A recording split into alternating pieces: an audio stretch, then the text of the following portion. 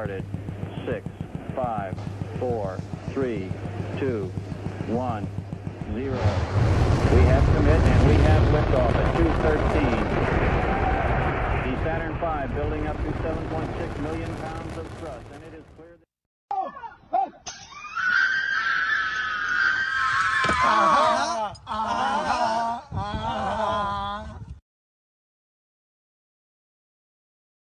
This is the Disco Dance Machine. It's an electric record player with a microphone, but without the record.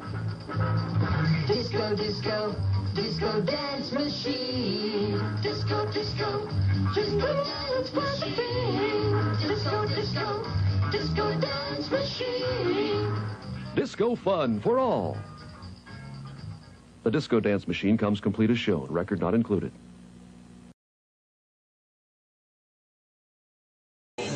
Only fans, huh? Dirty women, huh? There we are. Who's in it, Mammy? I want to see. Oh, Mammy, look at them fans.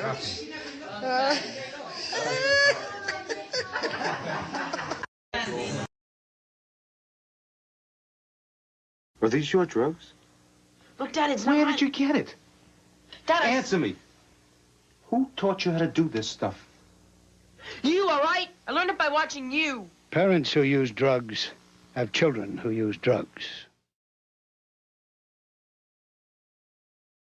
Stop hating Mondays. Be a professional and hate the whole week instead. Bruh.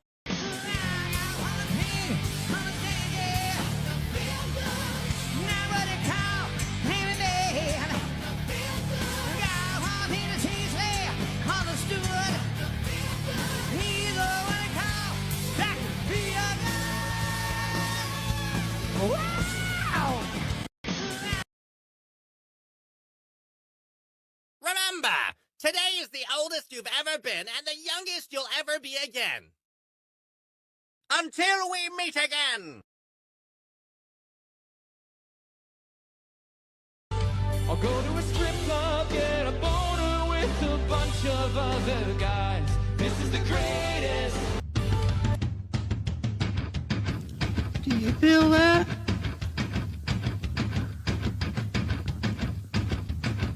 Do you feel that? Oh, shit.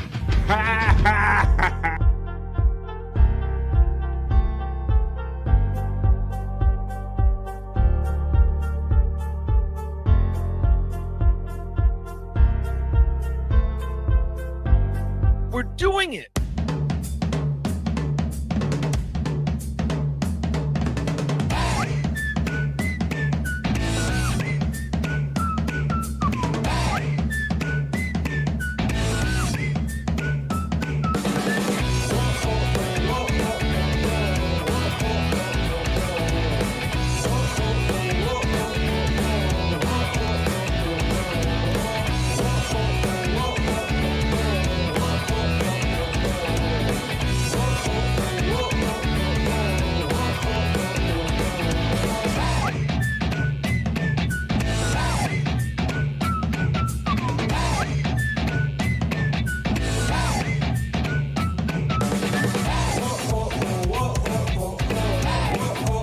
What's up, everybody? Get in here. It's a party. Happy Halloween.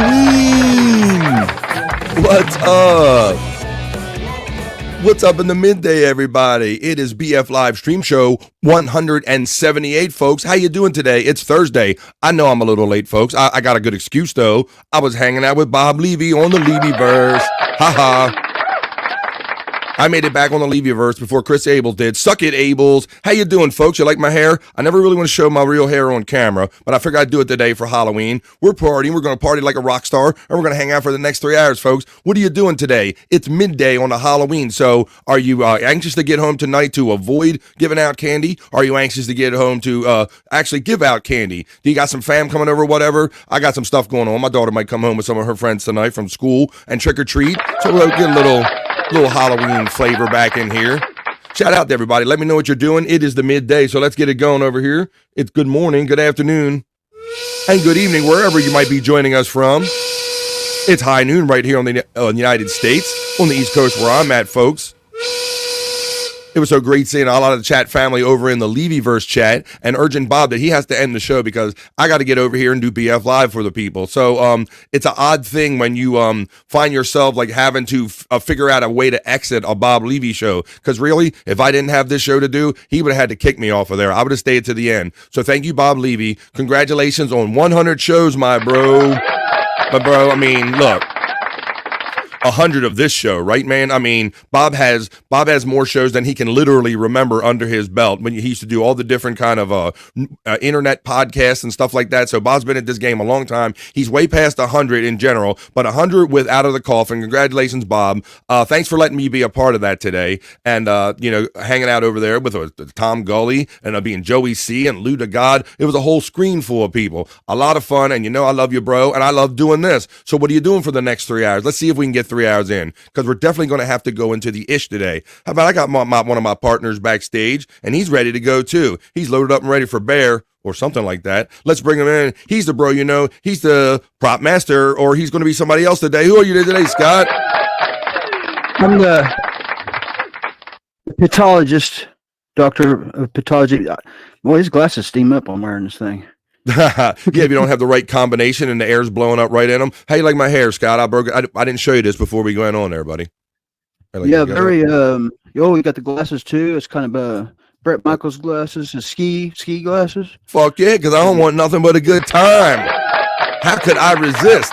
It's Halloween, Scott Fitzpatrick. So what's good tonight? Now, Scott, I've only known you a couple of years from doing podcasting, my friend, but there's something about you that I'm going to try to make a guess on. You seem like, to me, the kind of person that would like to come around the side of the house and scare the kids when they're trick-or-treating. Were you that guy when you were younger? Oh, yeah, it doesn't have to be just Halloween to do that. I do that. I thought so, buddy.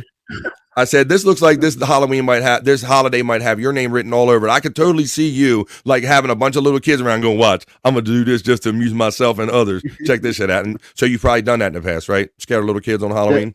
Yeah, definitely. And, I always like to scare my parents more, my mom.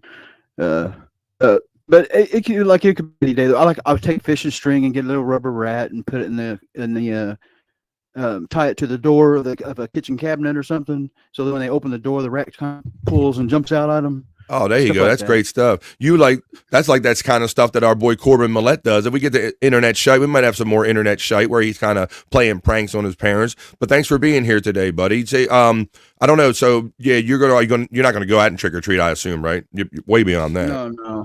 Yeah. I'm trying to remember. I do like to get out. And watch them, though. I do like to see what all the kids dress as, and it is yes, it's nice, and it does kind of remind you of our lost innocence, I think, in a way. And you're like, oh, look at them. They don't know what the world's got in store for them. It's like yeah.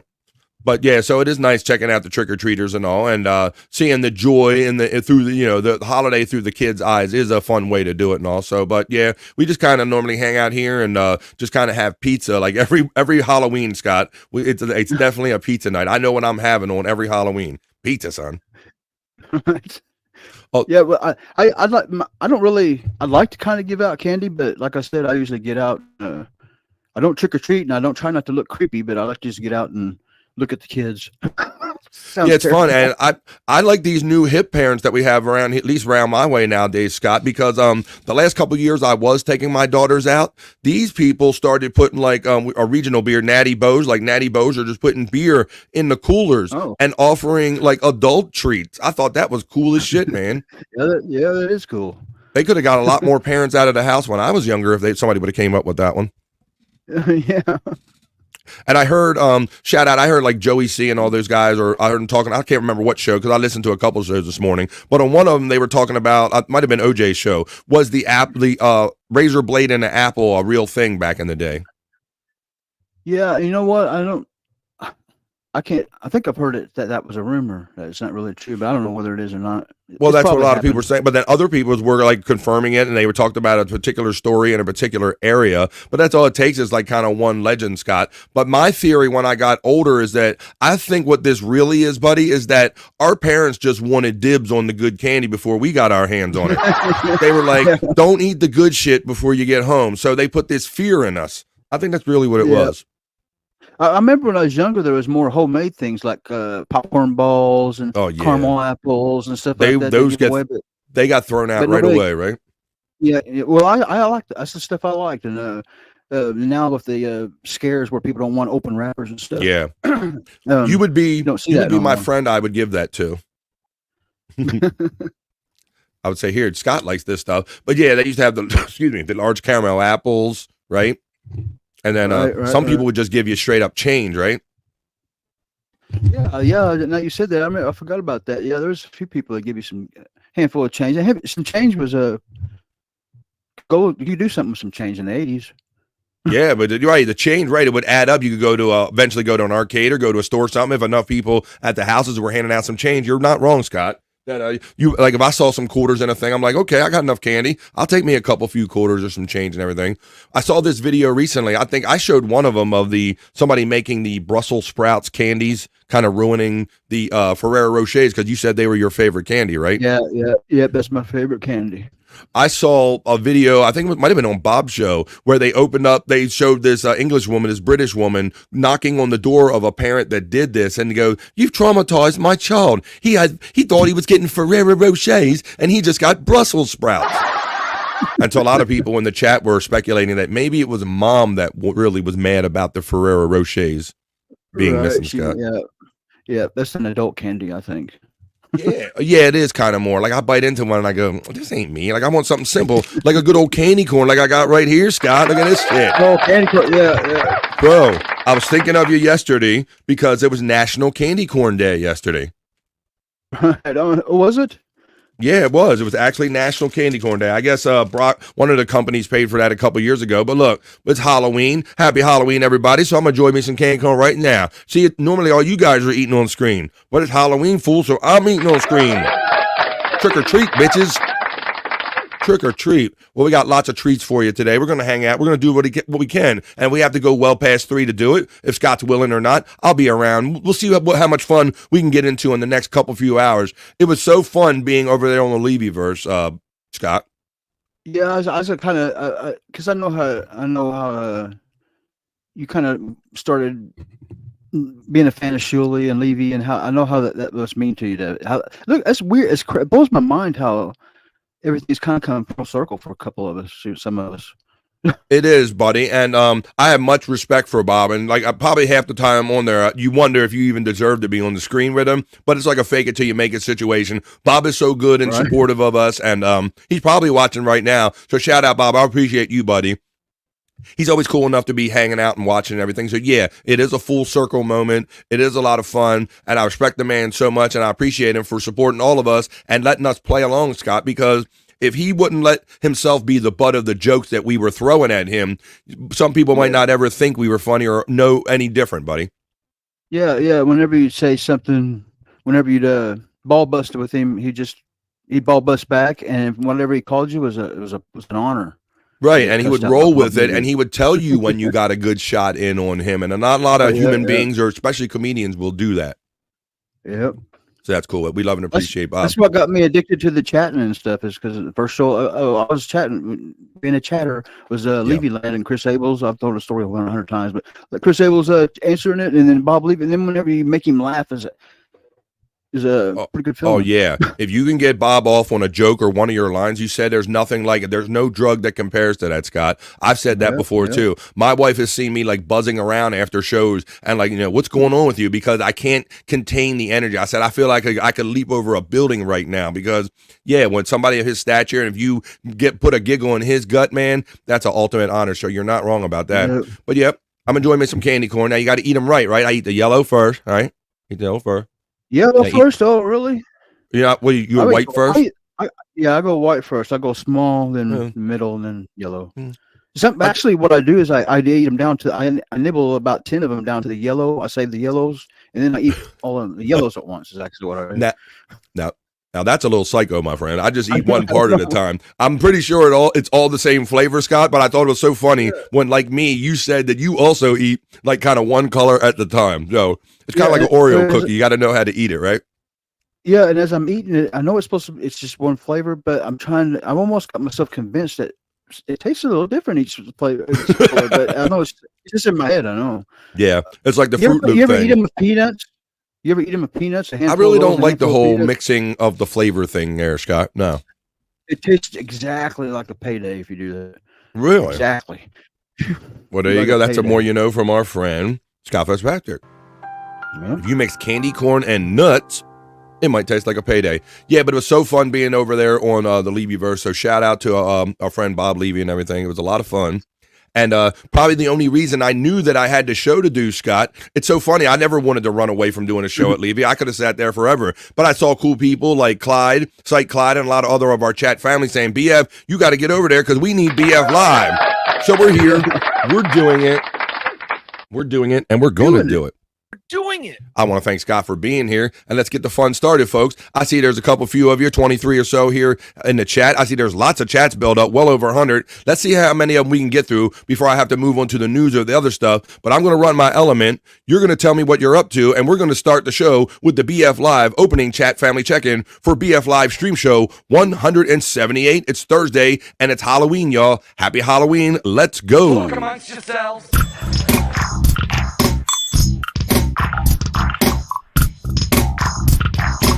Talk amongst yourselves.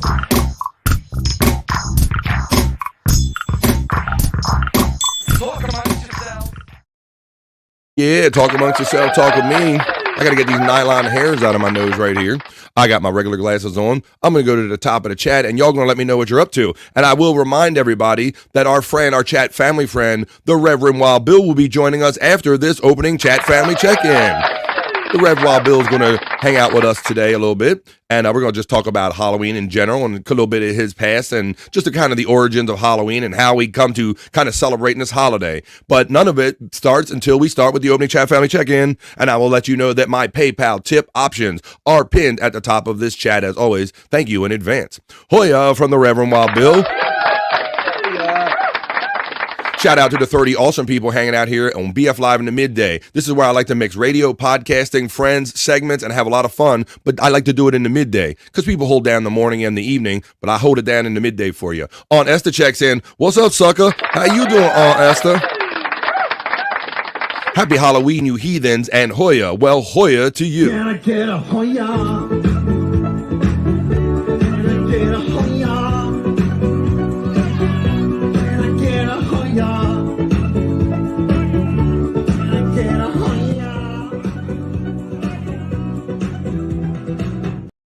On Esther says, by the way, hit that motherfucking like button, suckers. Come on. Do what Aunt Esther says. Scott, look who it is. She's here. It is Nerd. Nerd is in the house. How you doing, Nerd? Good morning from the Pacific Northwest. Gano, says our friend Plummer's defense lawyer. How you doing? My bro, Two Joints checking in. How you doing, Two Joints? 666 and Bones Up. Scott, Perry did a game stream last night. A late game stream, later than normal. I missed him last night. I didn't see it last night. Well, I got some clips that I took, my friend, because they tried to get him to start out by playing Tony Hawk Skateboarder, Pro Skateboarder, and a couple other games. He ended up playing Doom, Asteroids. I got a couple clips for you. We'll talk about it in Perry Talk. How you doing, Two Joints? Matt, my friend, Bones Up at 666. It's Scott Fitzpatrick, lead moderator. There's your moderator right there. That's mod in the game. Best mod in the game, says our friend Scott Fitzpatrick. Tiffany Washington checks in and says, Hoya, N-H-I-G-H. Hi, everyone. And also, happy Halloween. I was working in the lab late one night. Ow.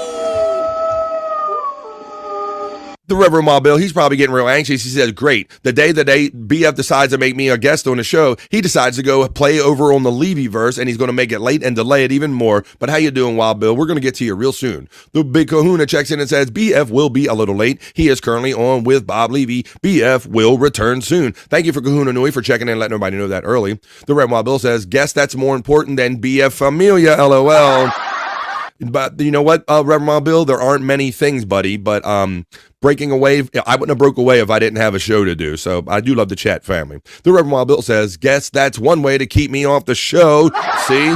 Look, he was all up in his field, Scott. He's like, my first time ever being on BF Live, and it's going to get delayed. Ain't that always the way? Yeah. And I had a feeling he was I just made sure that he knew it was a little bit late when I told him, but I messaged him and told him. I messaged him and told him he was over there on Levy Land just to hang tight. Well, that's good, and thank you for that, Scott, and thank you, Reverend Wild Bill. I messaged with you earlier, buddy, but I figured you kind of know the flow of all this stuff going on. You're kind of pretty well in touch with this universe, but you'll be on real soon. The Reverend Wild Bill says, guess the show won't be on today. Bob does not sound close to slowing down. Boy, you're all up in your feels. I think BF is here. There we go. We got that. Scott Fitzpatrick, no filter. It doesn't sound like it's slowing down anytime soon. Good morning, BF, Bobby, Scott, and Bobby Nick. Well, Bobby Nick's not here. Matt, it says prop master walking. Your boy's shouting you out. Walking. There you go. I want to thank everybody that was kind of hanging out with me over there in the chat on Levy Land or Levy Verse and kind of knew this was going on. Hey, Rev, getting the love from Dooba Dooba Doo. Good morning, Matt and Dooba Dooba Doo from our friend Two Joints. Hello, Two Joints from Dooba Dooba Doo. Two Joints is getting the bones up love from our friend Matt. Hoya, everyone from the Reverend Wild Bill. Hoya, Rev from our friend Matt. The Reverend Wild Bill says, I picked a bad day to start smoking indica early in the day. Yeah, that shit will put you out, Wild Bill. Some of that stuff, right, Scott? That indigo will put you out sometimes. Yeah, that's funny he said that because I got I smoke to a kind of a routine. So when I'm on this show, I wait to smoke it now. And it's a short and it's usually my first one of the day. And I was sitting there waiting. That's what I've been waiting on. So here we go. Okay. But he's not wrong. That indica can be the more sleepier of the weeds. You know, they say when they tell you like the after effects or what the effects will be, it'll say like sleepiness or something. I'm like, relax. If I'm by myself, it'll take hold, but I can shake it off. Makes you hungry too. Well, Two Joints thinks it is an excellent choice, but it's a part of the day when you do it. Yeah, sometimes if you wake and bake too early on that indica, you might wake and sleep, go back to sleep, wake, bake, and sleep. At Matt Hoya from the Reverend Wild Bill, buy the ticket, take the ride, buddy. Hoya, you Hoyas from the Space Nerd. Is BF okay? I'm sorry, Space Nerd. I was asked I was going to drop in. Bob said, hey, why don't you, I got a lot of people coming on. Why don't you drop in around 11:30 or so your time, this time here, right here. So that's what I did. And, I guess I had no idea. I thought that I would kind of get out a little early, but we were having so much fun hanging out over there. So that's why I'm a little late today. Two Joints, HIGH and Hoya, and no. Two Joints is saying Space Nerd. Good morning, sunshine. The Reverend Wild Bill says Space Nerd. He was on Bob Levy's feed. Hoya, Space Nerd. BF is on the way. Dooba Dooba Doo is getting the love from the Reverend Wild Bill. Hoya, Dooba Dooba Doo. I'm going to skip through some of these. I will be driving, but listening, says Space Nerd. Happy Halloween, also from Space Nerds. We are about to do it, and we are now in the act of doing it. Drive safe, Space Nerd, from our friend Dooba Dooba Doo. Oh shit, says the Reverend Wild Bill. As I scan through some of these, Reverend says Happy Halloween. We got the yay from the Blummels. Thank you. We got finally and let's fucking go from he goes, that damn Levy. Well, you know yourself, Cyke. You love Levy probably as much as I do, buddy. And you're making all that great content for him and for us. So you knew I wasn't going to just run away from that. But thanks for reminding me in the chat that it was time for BF Live. Because I would have just kept sitting around there. Hoya Blum was from Space Nerd. Ding dong, Mrs. Cyke Labs says good morning. Time to celebrate Samhain. Maybe not. I learned it from watching you, Bobby friend. Okay. Well, I hope it was something good. Congratulations to the World Series champion, Los Angeles Dodgers, and the MVP, Freddie Freeman. We're going to talk about that on the BF Live Other News or Not So Serious News. Yes, the Dodgers have won the World Series 4-1 over the New York Yankees, Scott. Yeah, right on. That's who I was pulling for. Yeah, because in our lifetime, we've seen the Yankees win enough championships. Doot 12. Josh from Tennessee is checking in. And Josh lets us know, he says, Hoya to all. I'm still lurking and listening. Can't really watch, but I'm here listening. Always, Josh in Tennessee. You keep your eyes on the road, your hands upon the wheel. Stay safe, my friend, and we'll keep entertaining you in your ear hole. Thank you, Josh from Tennessee. Hey, everybody from Space Chief 75. Yes, we saw Vince Neil in the opening liftoff reel on BF Live. I hope you enjoyed that. I'm doing a lot of running around, so if I miss your greeting, I apologize, says Blum was defense lawyer. Scott says, gang, gang. He really says Martha Stewart there. What else could it be? Yeah. I got cheesecake, Martha Stewart. I can feel that, baby, says our friend Two Joints checking in. I'm going to glaze through these. My nephew, Rob Saul, knock me up, says, I'm addicted to BF Live. I need my Thursday fix. I'm here to fix you. We're getting ready to I'm going to zoom through this. We're going to do the BF Live other news. We're going to have the Reverend Wild Bill coming on. We're going to talk about Halloween, candy, fun, and whatever we can get into for the next 3 hours. And I'm the only one that really wants to hear the rest of that karaoke. Space Nerd is getting the love from Space Chief 75. My nephew, Rob Saul, knocked me up, is getting the Hoya from the Reverend Wild Bill. I missed all week. I'm ready. I thought that you've been spare. I'm like, where's my friend Blumels been? You're always one of the most eager ones. Thank you, Blumels, for joining us when you can. Scott is getting the shout out love from Space Chief 75. There you go. Nice hair, BF. Bobby, buddy, thank you very much. Good morning, BF from the Space Nerd. Good afternoon, BF and my Nogas from Rob. My aunt is 2 months pregnant with my kid Saul out there. We got both of them in. You also keep your eyes on the road and your hands upon the wheel. Cupcake jumped on with Bob too. Yeah. Well, there you go. See, Bob's having everybody on there. I didn't know how when it ended after I left, Scott. I had to get out of there. Yeah. When you left, directly after you left, Cupcake come on, and then I quit watching.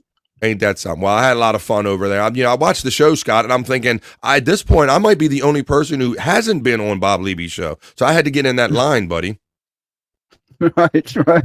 He's got these guys that are like, he's got these kind of boomers that are kind of technically challenged. He's got people with like bad Pamela Anderson tattoos and stuff.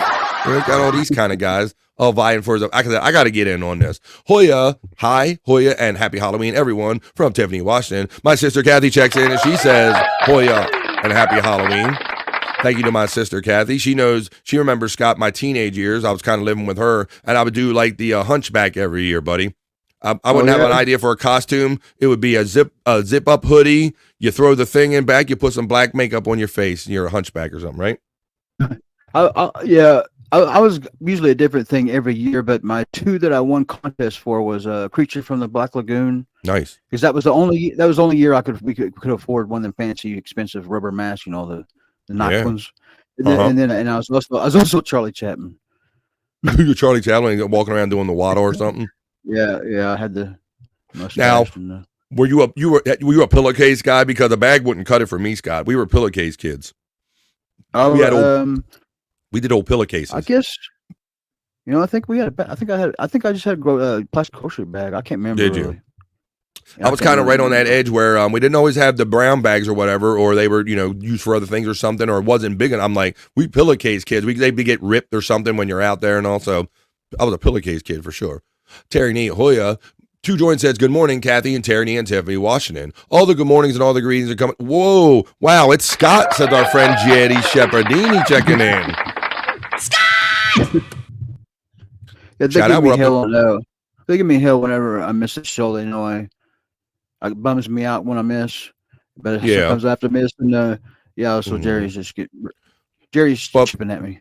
Well, you know why he's here today, Jerry Shepherdini? Because I never give Scott a guilt trip. Scott comes and goes that he wants, and I never give him no guilt trip. There you go. You're right, Wild Bill Hoya from Terry Nee. Hoya 2 Joints from Tiffany, Washington. When I delivered pizzas years ago, Halloween was a big money night. Hey, you're not wrong. It's easy. Right, because nobody wants to make dinner that night. The sun's going down sooner. You want to get your kids out, or you want to get to handing out the candy. So I imagine it is a big fast food and especially pizza night tonight. I'll definitely be contributing to that.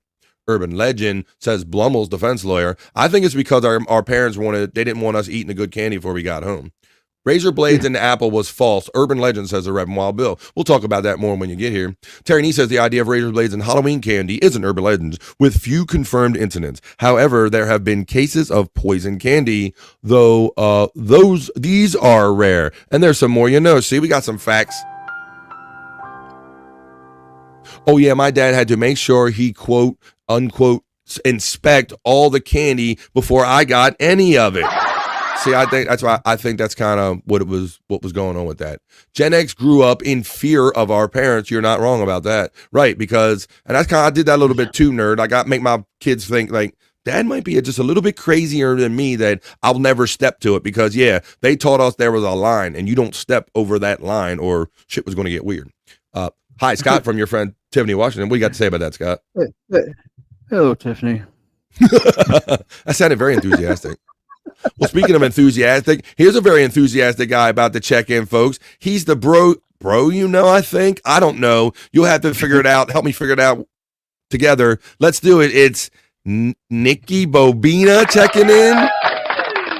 Hello, Bobby friend. How you doing there? I'm Nikki Bobina. I am Bobby Nick's sister. I am not sure why I have a southern accent, but I do. But yeah, it's good to see you all. Nice to meet you, Bobby friend. Who is this? Dr. Scott Fitzpatrick? Yeah, Correct. man. Yeah, it's nice to meet you, Nikki. But I know that you were from Southern Canada, so Bobby moved away a long time ago. But you still got that Southern accent, though. I do. Well, you know. Awesome. Well, there you go. There you go. Now the fun's about to begin. How you doing, Nikki Bobina, today? Happy Halloween, buddy. Well, thank you very much, Bobby friend. Oh, he stayed in character the whole time, boy. All right. Yeah. Did you see me over on the yeah, you did see me over on the Levyverse. Yes, you did. Yes, I did, Bobby friend. Yeah, very good appearance this morning. Oh, thanks. That was awesome. Man, that can be at a busy show, busy room, and a busy chat, and they can be quite brutal. Well, yeah, and I tuned in and I saw like 6 people on screen, and I was like, is this a fucking lunatic lounge or what the fuck is this? Yeah, you had to think it was one of your shows, because what did Bob always say? Bob's rule has always been like, when it gets to be more than 3, it gets a little too busy. Shout out to the 40 awesome people that are jumping in for the midday hang. Happy Halloween, folks. It is that day. You're getting off. You're going to go home and hand out some candy. You're going to eat some pizza. What are you doing? We're starting our party. HIGH from our friend Tiffany Washington. Well, look at this. See, Terry Nee checking in saying nerd. Well, you know what, guys? I'm going to mark a moment here right now, and I'm very proud of this moment. I'm going to let you know because I've been working towards something, and maybe nobody really knew I was working towards this, but I'm going to put it up. Look at this. I've been trying to earn the respect of Donna G and get a super chat, and I think that's my first super chat from Donna G, the lovely Donna G. Checks in with $1.99 and says, trick or treat, Bobby Fran, and happy Halloween. Thank you, Donna G. I see you in all these chats, and you're generous in all of the shows that you like. So I'm very happy now that my show is on the level that you enjoyed so much that you gave me $1.99. Thank you, Donna G. I've been working hard. I said, I got to keep making this show better until Donna G gives me the proper praise. Thank you, Donna G, for that super chat. That was awesome. I've been working for that, guys. You didn't know that. That's very nice of that young lady. It was very nice. The most generous and lovely Donna G. Thank you. I said I gotta work harder to earn Donna G's respect, and I think I have. Did anybody else ever get a bag full of? I thought that said penises at first. I swear. Can you read that? I'd love me a bag full of penises. Oh my goodness! I bet Wendy Pack is gonna love this character. You're gonna be best friends. Yeah. Well, I didn't pop the voice out on her yesterday, but yeah. Well, she did really love the wig. Like, yeah, she thought I was very sexy. I bet she's gonna. Hi, Donna G, and welcome, Donna G. Jerry Shepardini says, I just gave out Lego pieces.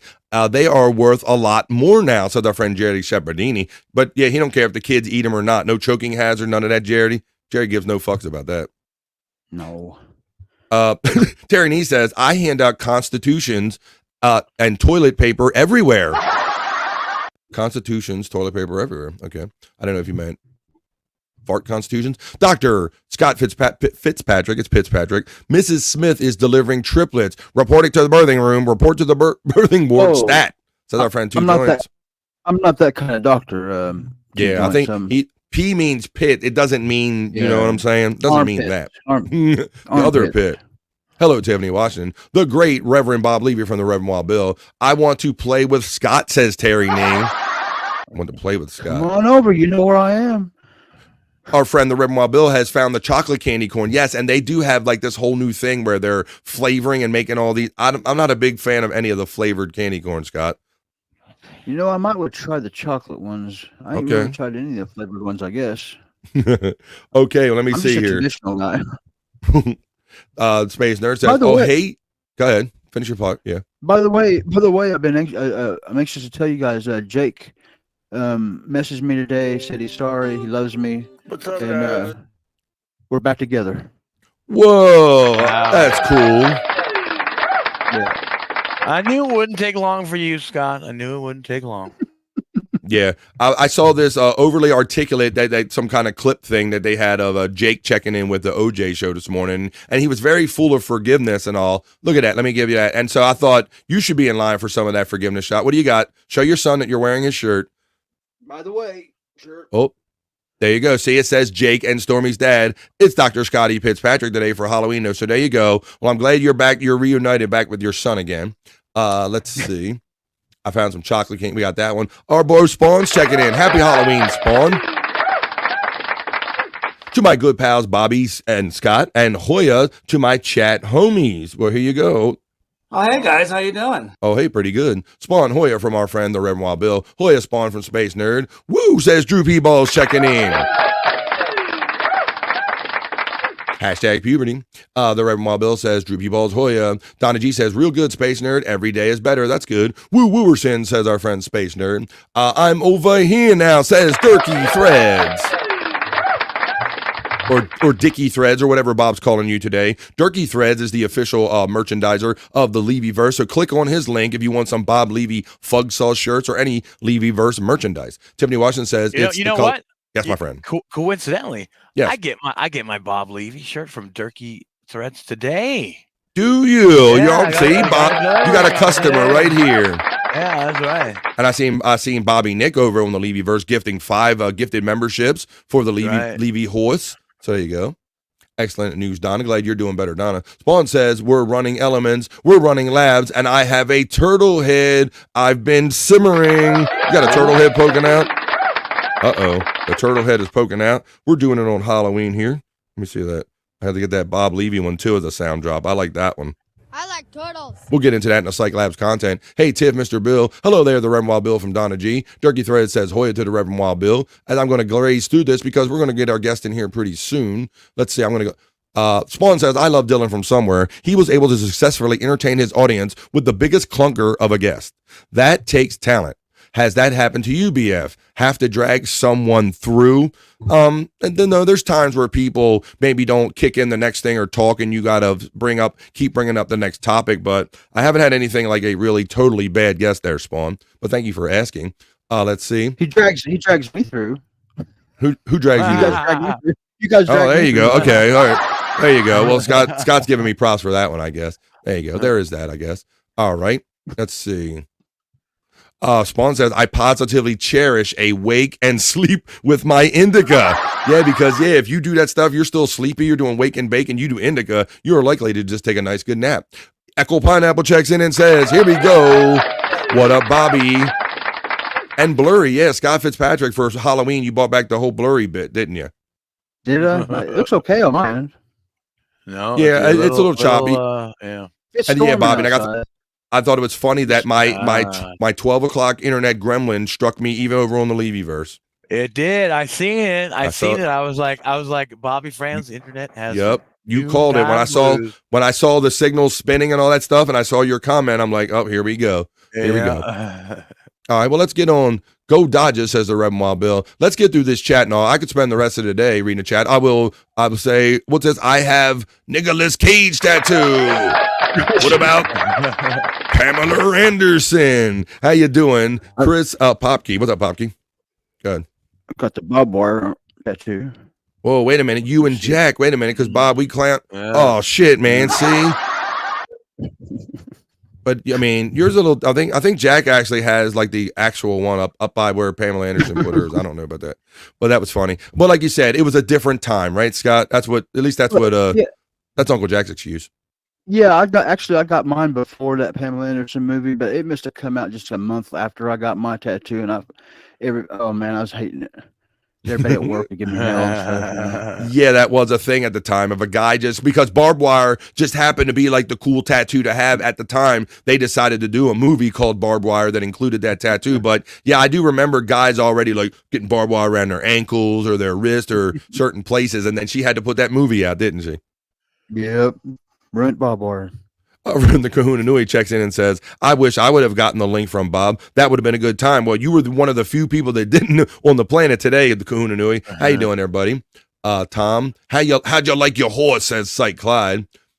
I thought the Uncle Jack poop was a good touch. Let's see.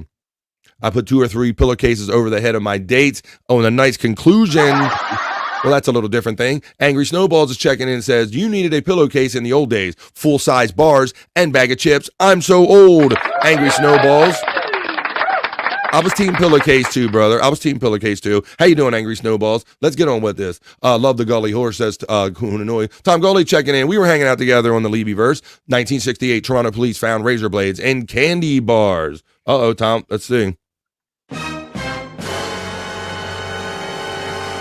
And to become urban legend. Let's see. The razor blades were found in candy in 2022 in Eugene, Oregon. Our friend Tom Gully's giving us all the great Halloween news today. Let's see. Is that Marilyn Monroe talking about this right here? Is that Marilyn Monroe? No. Not quite, but very close. Very close. It's Canada the Hoe. That's right. Too many Boo-Boo's mom. Oh my God. Weena Bobina, says Jerry Lahane. Bobby Nick's sister, also a Canadian hero.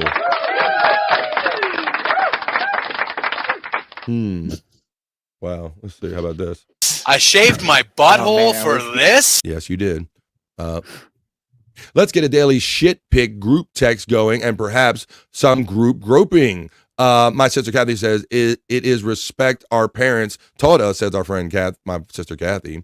Great bit, Bobby Nick. His character arc is concave. Your character arc caved in. All right, well, we'll get on with this. I think we got to buzz through these chats and all. I don't see no more pretty. Oh, I do see a pretty color.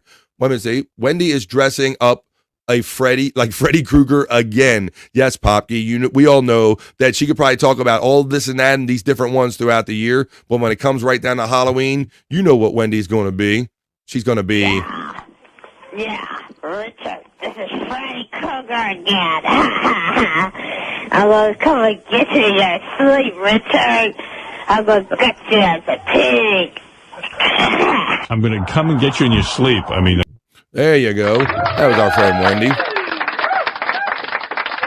I want to acknowledge this awesome $2 super chat from the twisted mind of Cyke Labs. Thank you, Cyke Clyde. I thought we never get rid of Bob. BF for life.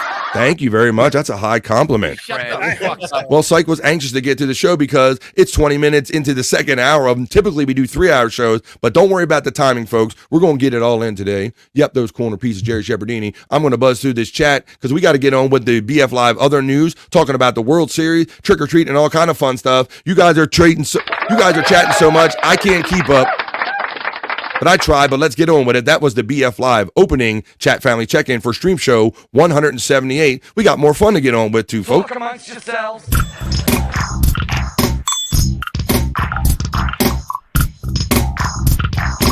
Talk amongst yourselves.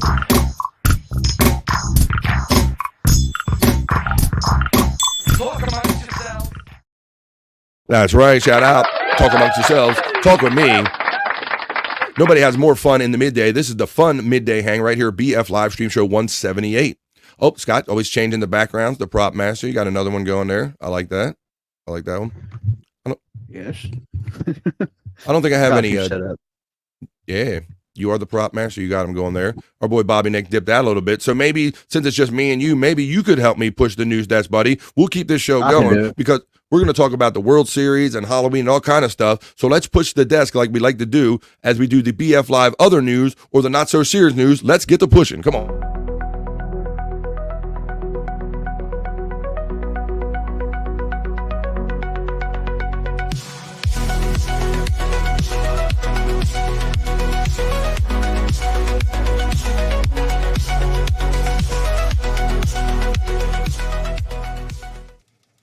Hell yeah, party on, man. I'm in the news studios, people. Happy midday, happy Halloween, everybody. Let's get into it. I'm feeling, for whatever it is, Scott, I am feeling like Halloweenish today. I'm feeling like I'm in the party spirit, man. I'm into it today.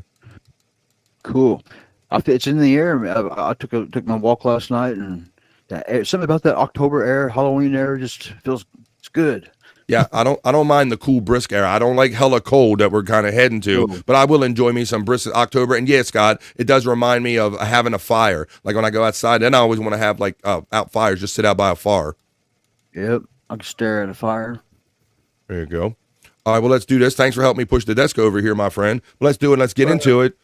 So yeah, let me show you the page, Scott. So last night you're gonna be hearing this more from Andrew, and I know you're kind of a sports heads too. So look at this. Yep, the Los Angeles Dodgers defeat the New York Yankees 4-1 to become the Major League Baseball champions, and it was done in dramatic fashion last night, Scott, because the Dodgers were down 5-0. So this had to be a comeback win for the Dodgers. So it's pretty good. Right. And then that guy Fred. Whenever I'm not saying his name wrong. Or the modern day Babe Ruth. Shohei Ohtani. Yeah. Whenever he went down off that shoulder, I thought the Dodgers might have been done, but nope. You talk about a tough son of a bitch. So the Los Angeles Dodgers defeat the Yankees 4-1 in the world to win the World Series. They were down 5 runs. It was 5-0. So the Dodgers came back and ended up winning 7-6. They said it's the largest come from behind victory to ever clinch a World Series ever. So it was kind of a fun game I watched a little bit of it last night. But that guy Freddie Freeman, who hit the grand slam home run in the Open, he won the MVP, which is well deserved, Scott. Yep. I think that last night was the first game that he didn't actually hit a home run in the World Series. So that happened. So that series is over with, buddy. So I know you're going to be hearing more about that from Andrew. We'll probably talk about it on the Sports Heads a little bit more this week. He gave us the play-by-play last night on Lunatic Lounge. I know he did. Yeah, we did. You know how it was. We did Sports Heads with him last Sunday, and that's all he's doing is rattling off other sports that are going on, updating us. And that's how he got the name the Human Sports Ticker, because the guy is constantly just ticking out news facts at you or sports facts, even when he's in the midst of watching sports, doing podcasts, whatever he's doing. He's always doing that shit. Hell yeah, he is. Now, Scott, I'll show you this real quick. It says that guy Freddie Freeman, who hit that grand slam home run, and he hit a home run in like every World Series game. He did win MVP, so I thought that was pretty well deserved right here. Here's a little bit of that video. Over here, Freddie. This is the Willie Mays Most Valuable Player Award presented by Chevrolet. Freddie Freeman, it's all yours.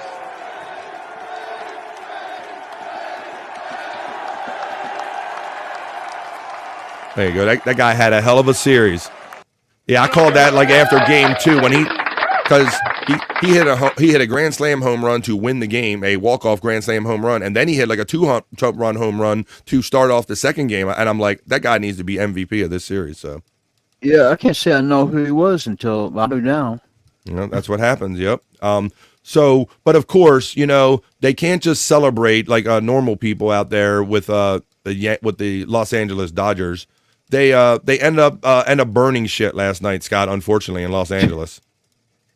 Yeah, that's what happened there for sure. I've never understood how that's any part of celebrating, buddy. Yeah, I don't either. I don't get that either. I just don't like. I've never been like so excited about it. I'm like, yeah, let's burn a bus down, or let's burn the city down. Yeah. But it does say that LA erupts into chaos following the Dodgers World Series victory, with looters raiding Nike store, because that's how you celebrate. A hostile mob burning a bus. So there's some pictures of it. It's ridiculous. It says, Los Angeles descended into chaos Wednesday night as belligerent baseball fans set a bus on fire, while others clashed with cops and looters ran amok following the Dodgers World Series victory. See, it's just a reason to act a fool. And I've never have been an advocate of this. It says, the Los Angeles Police Department shared footage of a mob of looters running in and out of a boarded up Nike store, carrying merchandise and throwing it into cars parked outside the store about 4 miles from Dodger Stadium just after 11 p.m.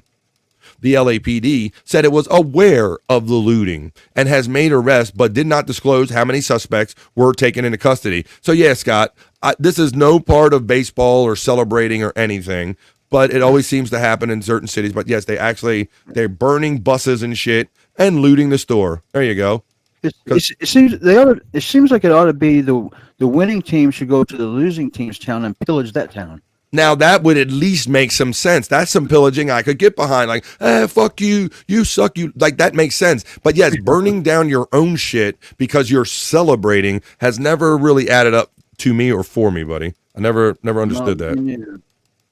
Let's see. I want to acknowledge something. I want to acknowledge that the Red and Wild Bill gave me $3 on the super chat. He's going to have to get in here after the news. All right, but let's continue with this news. As a matter of fact, so yeah, I guess we kind of expect that out of certain cities like L.A. or Philly or something like that. I don't know. Let's see. Our friend Matt says this new generation here in L.A. is fucking out of control. Holy shit. Sports fans be acting sports fanish, says Popkey. Hoya Wild Bill from our friend Uncle Jack checking in. Hoya Uncle Jack. Belligerent baseball fans, LOL, like they were any other kind. Yeah, they are cold fanatics. So what's up? Hey, Uncle Jack, how you doing, buddy? I'm going backwards through the chat. Terry Nee always reminds us positively that we're in the collapse. Let's see. Mount Rushmore was completed by Halloween, says our friend Articulate John. That's a... That was part of one of my history segments. I was looking up a little history, and I did see that we're kind of near the anniversary of when Mount Rushmore was completed. So Articulate John is not wrong about that. Most valuable Puerto Rican... says our friend, yeah, there is a lot of Hispanic influence, more than when we were growing up in baseball. I said they're going to have the 7th inning siesta soon there, Scott. Yeah, there's some you can watch some games and there won't be an American really on the team. Yeah, it really has changed a lot in the last 20 to 30 years. In 1920, Tom Gully invented Babe Ruth candy bar. He then placed razors in every one. He was sentenced to 4 years at Ball State University on the David Letterman Scholarship, I'll remind you, everybody. All right, let's see. Let's make sure we got all of them. I can't believe I missed the World Series again, says Popkey. Well, I guess that's what you missed. But then we got the little update here right here on BF Live, so you don't need to watch the stinking World Series. Woo! Sorry, folks. I had to go powder my nose. Ooh. Is that what they call, that's what ladies call taking a shit, basically, right? Ooh, yeah. Yeah. I know your friend Wendy would. I think I should compare toilet poop pics. I think that would be good. Poop shots. That's right. Clyde says we're going to have a post siesta fiesta. That's right. There's so many Latinos in baseball now. We're going to have a post siesta siesta. All right. Let's continue on here with and I got a little more sports news, Bob. I know I was telling Scott. I know you're not the biggest sports fan. You're on record for saying that, but we were just talking about how the Yankees were kind of defeated by the Los Angeles Dodgers. But he said you kind of knew that because you hang out with Andrew. Well, yeah. It was announced live on the Halloween special that we had last night on the Lunatic Lounge. So, yeah. I know that's why. I said that's why he earned his name, the Human Sports Ticker, because no matter what show or situation Andrew is in, he'll just spit out random sports scores and facts at you all the time. That's right. That's what he does. Well, in other sports news, I'm not a big fan. I'm an NFL fan. I know Tom Gully's in the chat, and I think you're a fan of the soccer, or what is the traditional football, if you will. They call it football everywhere else. We call it soccer here in the States. I'm not a big fan of it, but I understand there's some big changes going on for Manchester United. Big changes going on in the soccer world. I know that Manchester United is among the bigger teams, or more notorious teams. But for more on this, let's take it over to the Bikini Report for more on the latest with Manchester United's head coach. Take it away, Bikini Report. On Monday, one of the most popular sports clubs in the world, Manchester United, fired its manager, Erik ten Hag. The Dutchman had been with the club for 2.5 years and had enjoyed some successes, including winning the 2024 FA Cup. Scott. But, and it's a big but, Man U failed to qualify for the Champions League this season and sits 14th in the Premier League. With 4 losses in 9 games and just 8 goals, something had to give. Especially with Man City sitting atop the standings. For now, Ruud van Nistelrooy will take over as the interim head coach. Given his history with the club, there's some hope he'll at least boost the offense. But the search for a new head coach is also underway. But what do you think? Was firing Erik ten Hag the right move? Let us know in the comments and be sure to follow the Bikini Report for more daily headlines. Thank you, Bikini Report. First of all, I just realized I'm a lesbian. I just realized I forgot to order dental floss, Bobby Nick. Holy moly. There you go. MSIV checks in just in time and says, this is my favorite segment. I love the camel toe. There you go.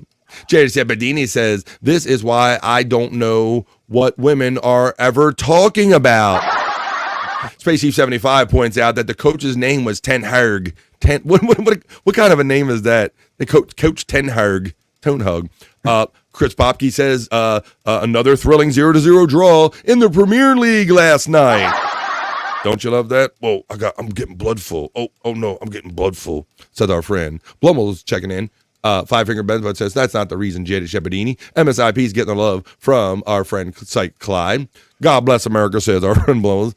Soccer is slow hockey. Yeah, it's right. It's like dry hockey. It's like hockey on grass, right? That's basically what soccer is. All right. Well, let's continue on with some other stories. I got a couple for you right here on BF Live. In this next story, over in New Zealand, I know we have people join us from Australia, from England, and all around the world. So this next story takes us to New Zealand, where there is a disturbing sculpture that has been up for quite some time and is now being removed. It says, New Zealand City bids farewell to this disturbing hand sculpture. So let me move it above all the ads and everything. But look at this, guys. This is on top of a building. This isn't like AI or anything. This is actually a sculpture that's been on top of the building for many years now. I'm going to read you about. Kind of weird, huh? It's a thing from Madam's Family. Ah, yes. Good evening. Yes, it looks like a thing. It says, a controversial sculpture of a giant hand with a human face is being removed from atop a gallery in Wellington, New Zealand, after overlooking the city for 5 years. So people have had to look at this for 5 years.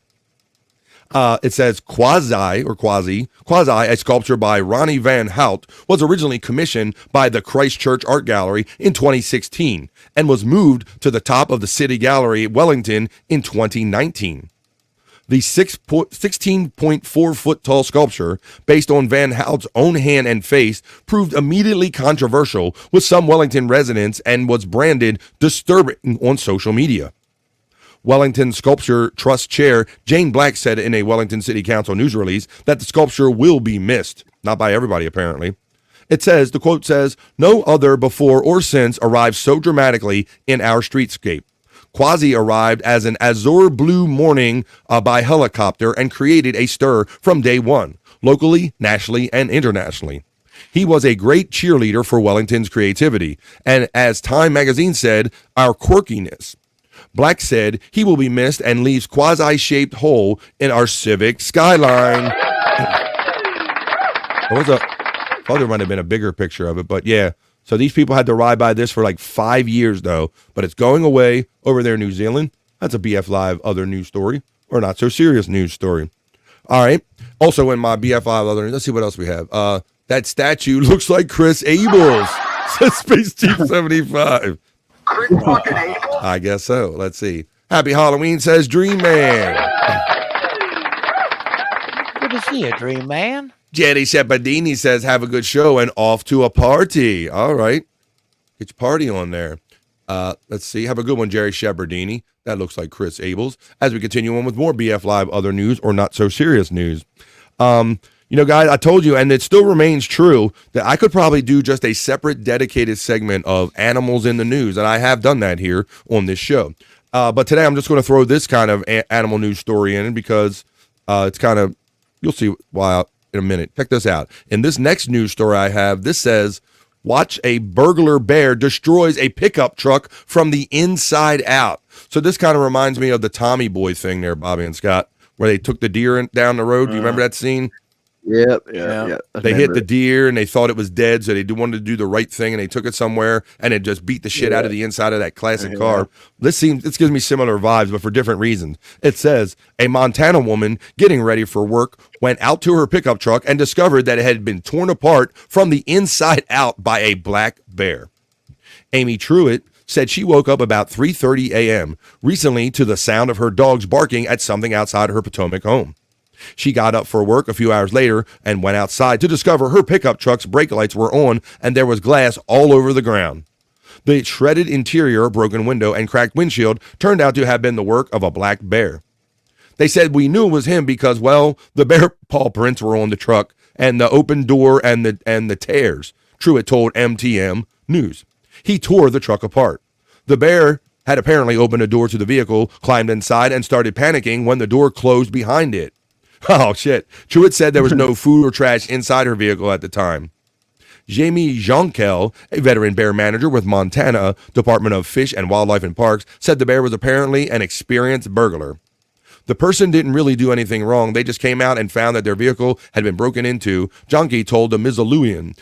It was a bear that got trained up by the other car bodies everywhere. All right, so check this out. So I'm going to show you the video because they have some video of the aftermath of this. Here's some of the aftermath of it. Torn up. There we go. Oh, let me do a reshare so I can make it bigger. That's what she said. Here we go. Right here on BF Live. There we go. I'll show you what the bear did. Boom. There we go. It was a bear. For my husband and my son, they came running out with the gun because they didn't know what was going on. And I was screaming, "He got in my truck! He got in my truck!" One morning, Amy Truitt walked outside her Potomac home to find her truck had been burglarized. The brake lights were on, the ground was littered with glass, and she could smell something terrible from way up the driveway. Ooh, the must have shit in it too.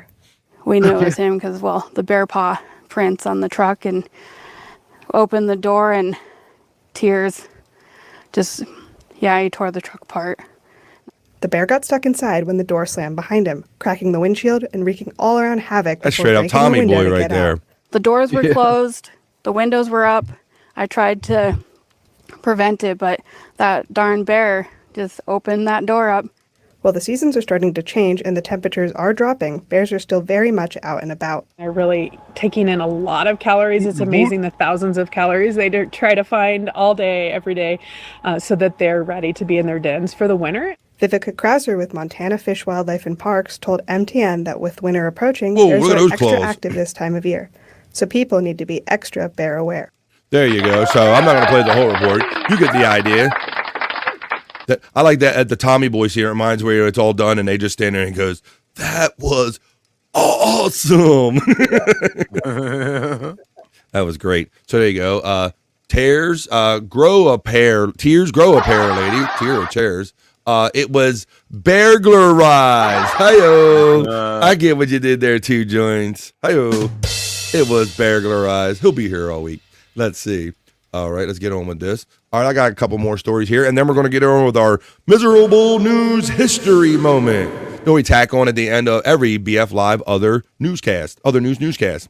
Let's see. And so, Bobby Nick, we were talking about how I was eating my candy corn today because yesterday was National Candy Corn Day yesterday, buddy. Oh, was it really? Yeah, you're not the biggest fan of candy corn, I don't remember, right? I don't mind it. I honestly haven't had it in like a long time, so I don't really remember what it tastes like. I have some. See, typically you guys eat during the show, but I'm enjoying some candy corn and all. Oh, but well, there you go. We always talk about food. There's always food talk like happens. I think every episode of this show. I'm pretty safe to say, right? So we like food. We like talking about food.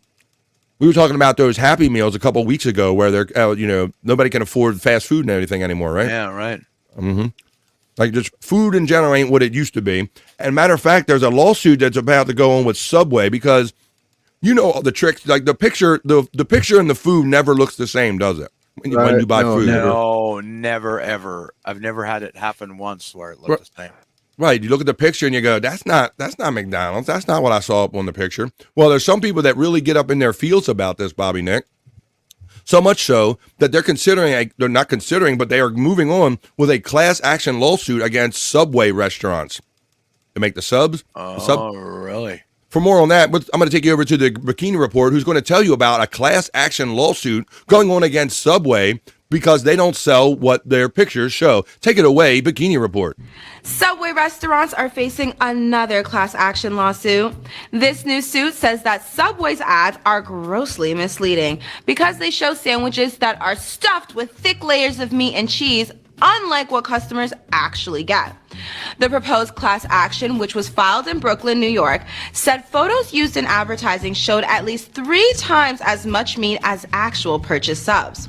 If true, that would violate the state's consumer protection laws.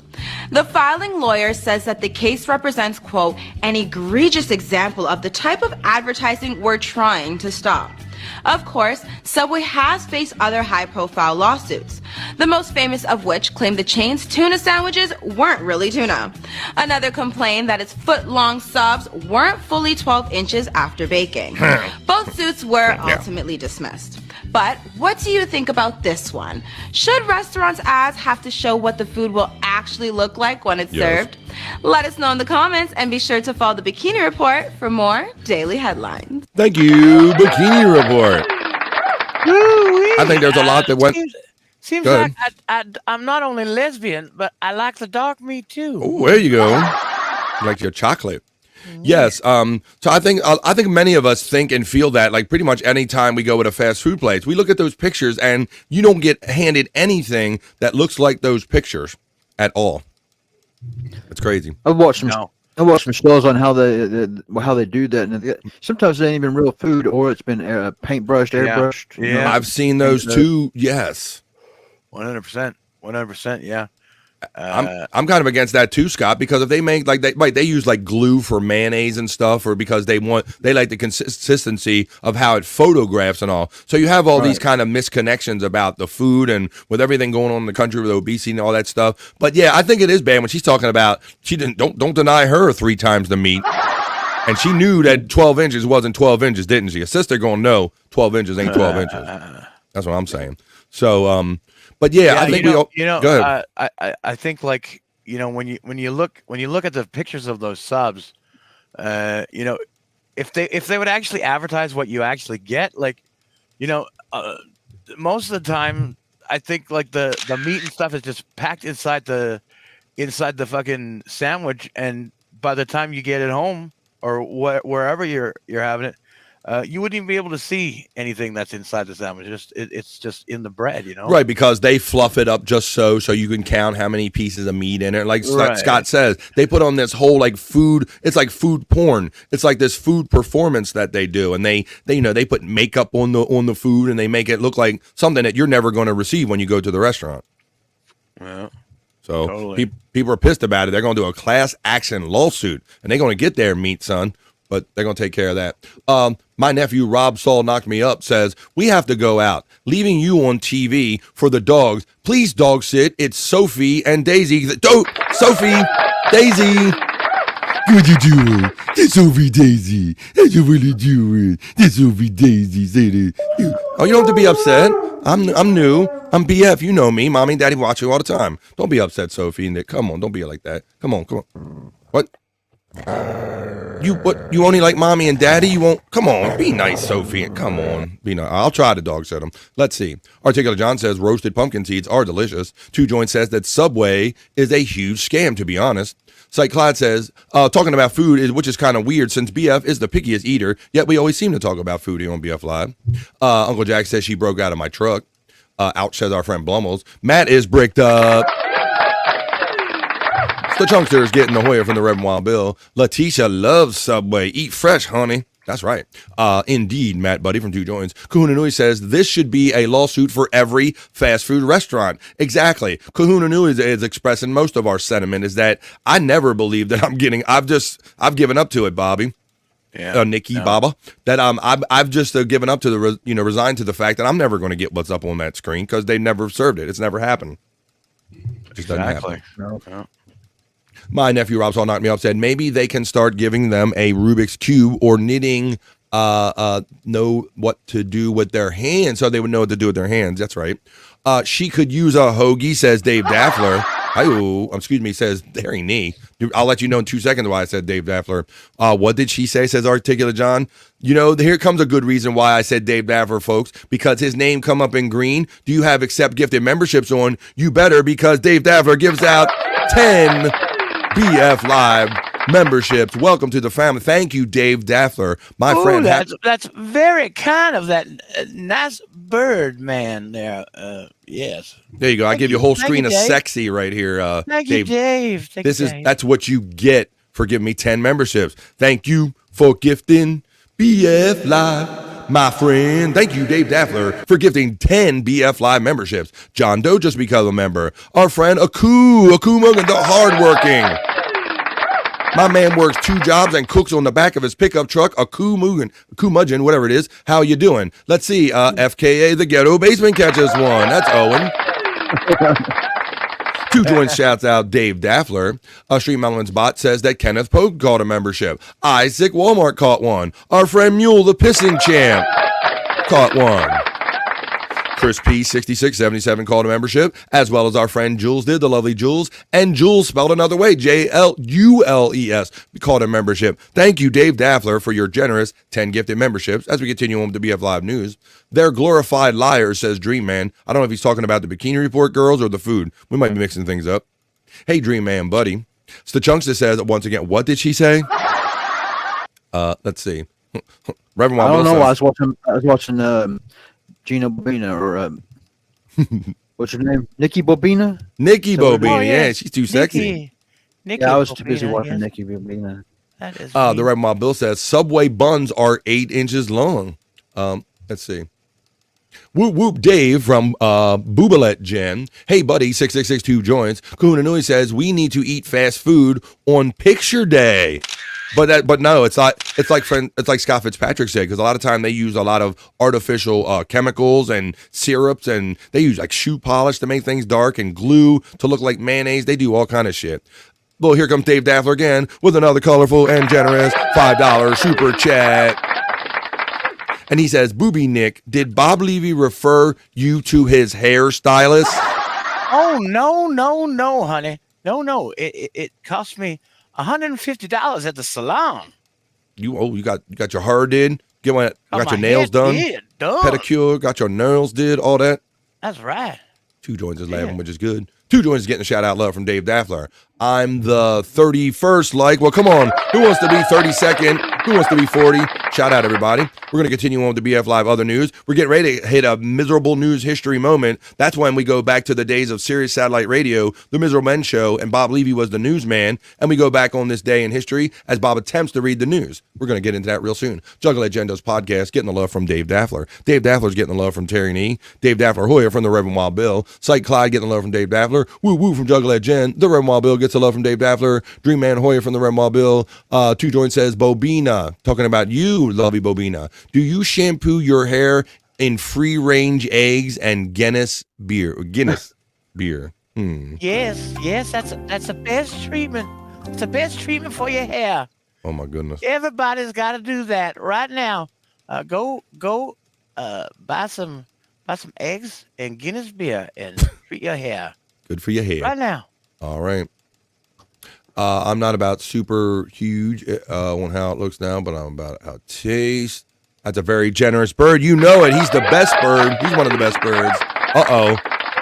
Well, it worked last time. Dave Daffler saying, we want Stormy. We want Stormy. We'll have to see if she does a live walk-in check-in. I'll have eggs Benedict. You Benedict says. You Benedict, Spawn. You been at Dick since I known you. How you doing? Worth every penny, says Dave Daffler. Thank you. Bobby Nick needs to keep smoking. Characters are not his forte. Oh, shit. Wait a minute. I don't disagree. I don't agree with that. Come on now. All right. Well, let's see what else I got left for you, folks. I think I did all the regular news. I did bikini reports. So you know what time it is. It's time for our miserable news history moment. This is where, courtesy of Cyke Labs, we take you back to the Sirius Satellite days, like I said before, for miserable news history. So on this day, we're going to take you back to March 30th in the year of 2008, Sirius Satellite Radio, Miserable Men Show. This is Bob Levy attempting to read the news, folks. And the way we play right here on BF Live is that when Bob says a word and he's mispronounced it, type it in whatever way you think he meant it to be. So here we go, folks. Miserable news history right here on BF Live. Oh, I guess I got to share it so you can hear it, right? That'll work. Yep. Yeah, I don't hear or see anything. I was looking at Bobby Nick staring at his phone, and I'm like, he's not reacting to anything. Here we go. Good evening, Mr. and Mrs. America. Gotcha. It's time once again for the nation's favorite broadcast, the Miserable Men News, with your anchorman, the Reverend Bob Levy. Thank you. Australian building his own Stonehenge, Perth, Australia. Pagans and Druids make your calendar and book your airplane tickets. An Australian entrepreneur hopes to open a Stonehenge replica by December 21st solstice. You're in Toronto then, I think, right? Yes. No, that's March. June, just in time for New Age relevers. The 1.26 million project called the Henge will include 101 granite stones arranged in an inner and outer circle, a circle altar, and will span 110 feet. Unlike the original Stonehenge, guests will be encouraged to touch and play around the new monument. Play around with this, Bob. Which will also have an interpretive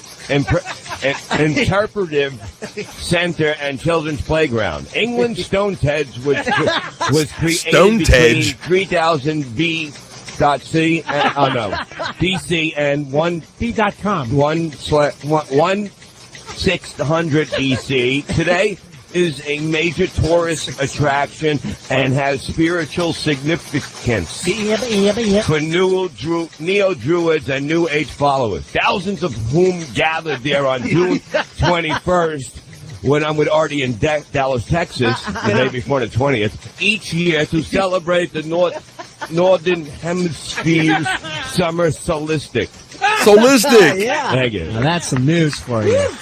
All right. Give me some of that solstice. And Colin Quinn will be there with us too on the 20th. Stone Solistic Picnic. It's right here on BF Live. There you go. That was our miserable news history. We always tack on to the end of the BF Live other news or the not so serious news we like to do here. Let's see. Let's go back here because I see another colorful and generous one come in. It's Dave Daffer with another 2 saying, bring back armpit sex, asking for Scott.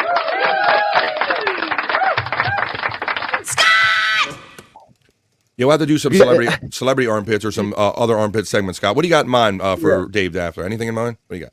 Well, what about leg pits or? Ooh. We had a little. Me and Tay Boogie worked on a couple. Talked about a couple of other things. But speaking of armpit sex, though, if you want to get pissed off Granny, ask him about his sex bruises and his armpits. Ask to see him. Oh, is that right? You've So you even noticed his armpits and were giving him shit about his quality of his armpits? Yeah, he says he's got some kind of disease or something. He's like, yeah, he got some kind of disease. I don't know what it is. Oh, it's shit. Armpit disease. Well, thank you, Dave Daffer, for the $2. And yeah, I've been thinking about doing a celebrity armpit game. Like show the armpit and we'll guess the celebrity or something like that. Maybe we can do something like that, Scott. There you go. Yep. Let's see. We got some. Any pit, man. Game. Say that again. I'm game. I'm game for any. All right. Well, there you go. So, Scott, we'll have to get together on that. We'll have to put our heads together on that one. The Druids. Yes, they were like Jewish Druids or something like that. Bob called them the Druids. Entrepreneur. I got that one. Look, we almost got the same spelling there, Widow Killer. Entrepreneur. Dave Daffler is just laughing at Cyke Labs saying, OMF and G. Australia, Popkey picked up on. Bob is the greatest at space, cheap, 75. Kahuna Nui says, I hate to say this, and I mean no disrespect, but Mrs. Bobby is starting to turn me on. I was going to ask if you're Kahuna's a very big man. What's that? Are you single? I was going to ask if you're. I am very single. Kahuna, you want to come over? On over. Who's going to explain who framed Roger Rabbit to Kahuna? Who's going to explain that? Oh, I don't know. Let's see. We got juiced. That's right. We got the Droost and the Juiced. Bob made up his own race of people. He got the Droost out of it. He mixed Druids and the Jews, I guess. Cyke Clyde is throwing out the hearts of love. He appreciates the love everybody's giving him. A circum alpha. I got Stonehenge instead of Stonehenge. Tote us attraction. Whoa, wait, Bobby Lake just bailed. Uh-oh, you've offended him. Somebody offended him. He ain't even backstage. Oh shit! Yep, y'all blew your chances. You blew your chances. Throwing up in your mouth is normal, folks, says Dave Daffler. There you go. There ain't no way to talk about Bobby Nick. I'm starting a GoFundMe so Dr. Scott can upgrade from his 56K modem. Uh-oh. I think I'm just having a bad day. I've been all right for a while, haven't I? You've been real good for the last couple of weeks, but yeah, I think it's part of your Halloween costume. It's an effect, Popkey. It's an effect. Yeah. Nope, he's hooking up anyway. Get in line, Kahuna. I got the best package and things I can get right here. That's as good as it's going to get. Yep, and even you spend the most money, and sometimes even the shit you spend the most money for doesn't work for you. But there you go. You'll be better. Get in line, Kahuna, as far as Bobby Nick goes. You got to get in line for that hottie up there. I love that Mrs. Bobby has a Wendy accent. Stink finger. Come back, Mrs. Bobby. Bobby, come back. You can blame it all on I was me. going to ask her how she feels about Canadian bacon. Oh, don't do that. Don't do that. Baby, come back. You can blame it all on me. I was wrong, and I'm just announced the sources. We're coming up on the 2 o'clock hour, folks. Baby, come back. Bobby, come back. You need to help me comb my spider hair. You don't have to wear a bikini. He can't. Or she can't. She can't. Spawn says, have you ever been to Citi Field? No, and I have also never sat in the front of a cockpit of an airplane. Nor do I want to. Let's see. Our friend Dave Daffler says, attention to detail department. Microwave drop, please. You got it, Dave Daffler. I'm so happy that you're impressed by my silliness, Dave Daffler. I really appreciate you, brother. Hey, Scott. You know what, buddy? We're a little off today because I had a great time starting off my day on the Levy verse, and I feel like I'm just shot out of a cannon. Well, I'm supposed to hit this one. I'm having a lot of fun today. I guess I picked up that, and it's like Halloween energy. It's being on the Levy verse energy, hanging out for his 100 show, bro. So I stuck around there, which means we started this show late, which means we're now late getting to the piss break. So how about do we do this, buddy? It's 2 o'clock. How about if we take the piss break, and on the other side of it, we'll see what we can get into. Maybe we'll get into National Day Calendar. I got that. We're definitely going to get into Cyke Labs, and then hopefully our boy, I hope he's not having any trouble, the Reverend Wild Bill maybe will jump in. Plenty of more fun to be had. We're going to stick around for a good time. You ready, Scott? What do you got to say there, buddy? I'm sorry. Good. Yeah, sounds good. I'm ready. All right, sounds good. He's ready. He's going to go take a pee, maybe go grab some more of his stuff. How about this, folks? How about you go to the bathroom if you have to? How about grab a snack? How about grab a friend and tell them that no one has more fun than we do in the midday right here on BF Live, folks, and it's our Halloween show, bitches. So let's go. We're going to take a 2.5-minute piss break right here, even though this Bob says the song annoys the shit out of him. Well, we'll get past that. Let's see. We're going to take a 2.5-minute piss break. And on the other side, we're going to do Cyke Labs content and a whole lot more fun. Let's see what we can get into right after this, folks. I'll see you on the other side of this piss break.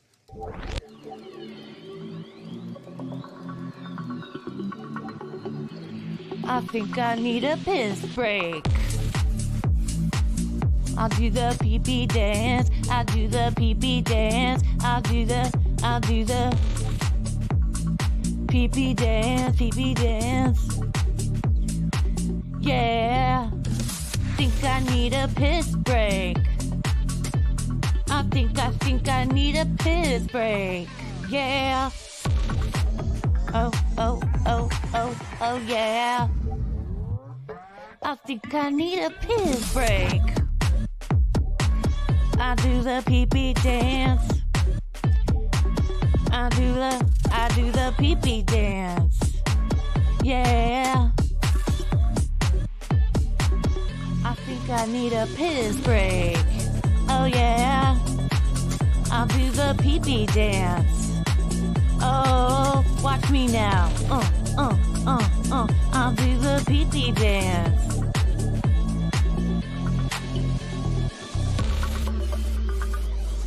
Come on, give it to me, that pee-pee break. DJ, hook it up. Drop that beat. Yeah. I'll do the pee-pee dance. I think I need a piss break.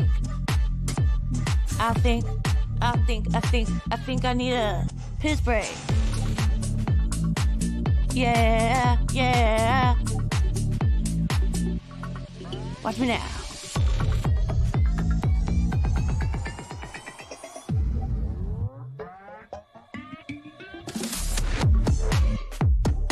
Pee-pee breakdown, pee-pee breakdown. Break it down, pee-pee, yeah.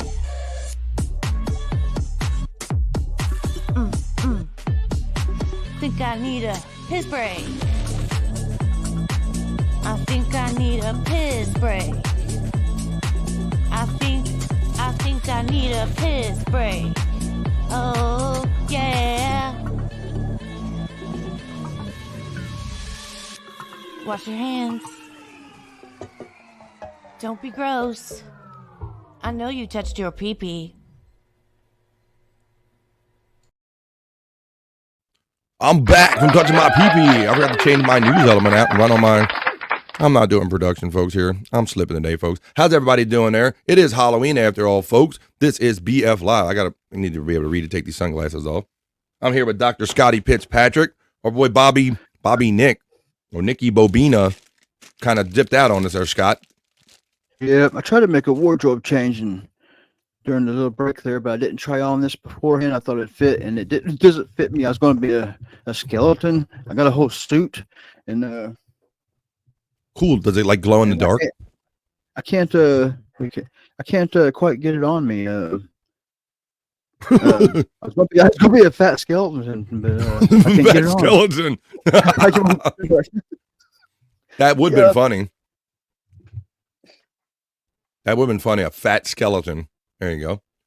Some of the best laid plans.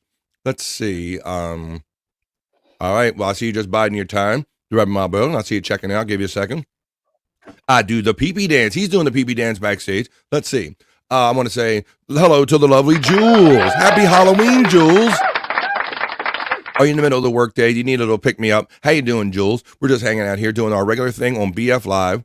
I hope you have a good day, and I hope you have a good time trick-or-treating tonight or doing whatever you do for Halloween. Dave Daffler checks in with a most colorful and generous $5 super chat and says, trick-or-treat recipe, place loose change on a baking sheet for 15 to 20 minutes in an oven at 350.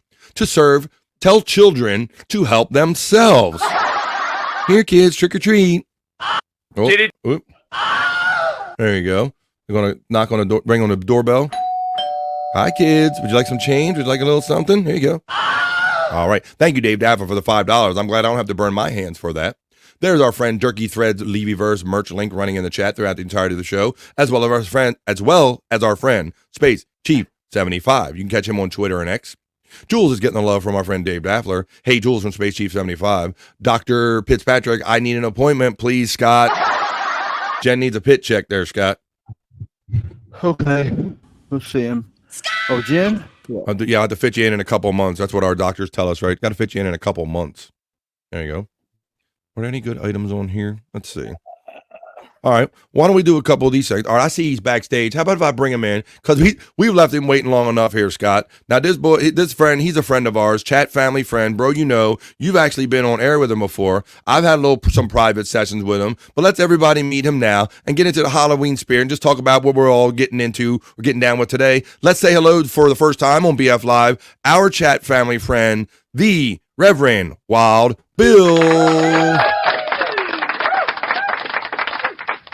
Hey, Rev. Hello there. Can you hear me? How you doing, buddy? I can hear you fine. Can you hear me? We can hear you. You're coming through loud and clear. How are you doing, my friend? Doing good. I'm doing my impersonation of Scott Fitzpatrick. Let's see this. Let's get over it. Yeah, you got them cool glasses on. Yeah, you got the hat or the skull cap vibe going there. But yeah, see, now everybody can tell from this close-up that this is one of the first things I saw when we had our little private sessions. I saw that Bill has crosses and things of this nature, and I could tell from talking to you guys that you're kind of a fan of the macabre and horror and things of this nature, correct? Anything of the strange. Anything of the strange or strange. There you go. So it's nice finally to have you here on BF Live. Well, it's my pleasure to be on here. I mean, I feel honored. Thank you. Well, thanks for coming, man. And I'm sorry I didn't, I kept saying it on air without kind of hitting you up privately, but you kind of knew this was coming because I projected this like a month ago. I said, we're going to have Reverend Wild Bill on the Halloween show. And so I'm keeping my word, having you on the show, my friend. So I knew you knew that. Well, I knew that you had said that you never had a bad guess, so I figured I could at least be the first. Okay, we'll see how this goes then. We'll see if you qualify for that. So you let everybody know in the chat that you're hanging around in the ATL area. You're down south, right? Yes, sir. Hot Atlanta down here in North Georgia. Right. Now I can tell you've probably been around many places. Have you spent a lot of your life there? How long have you been in that Georgia area?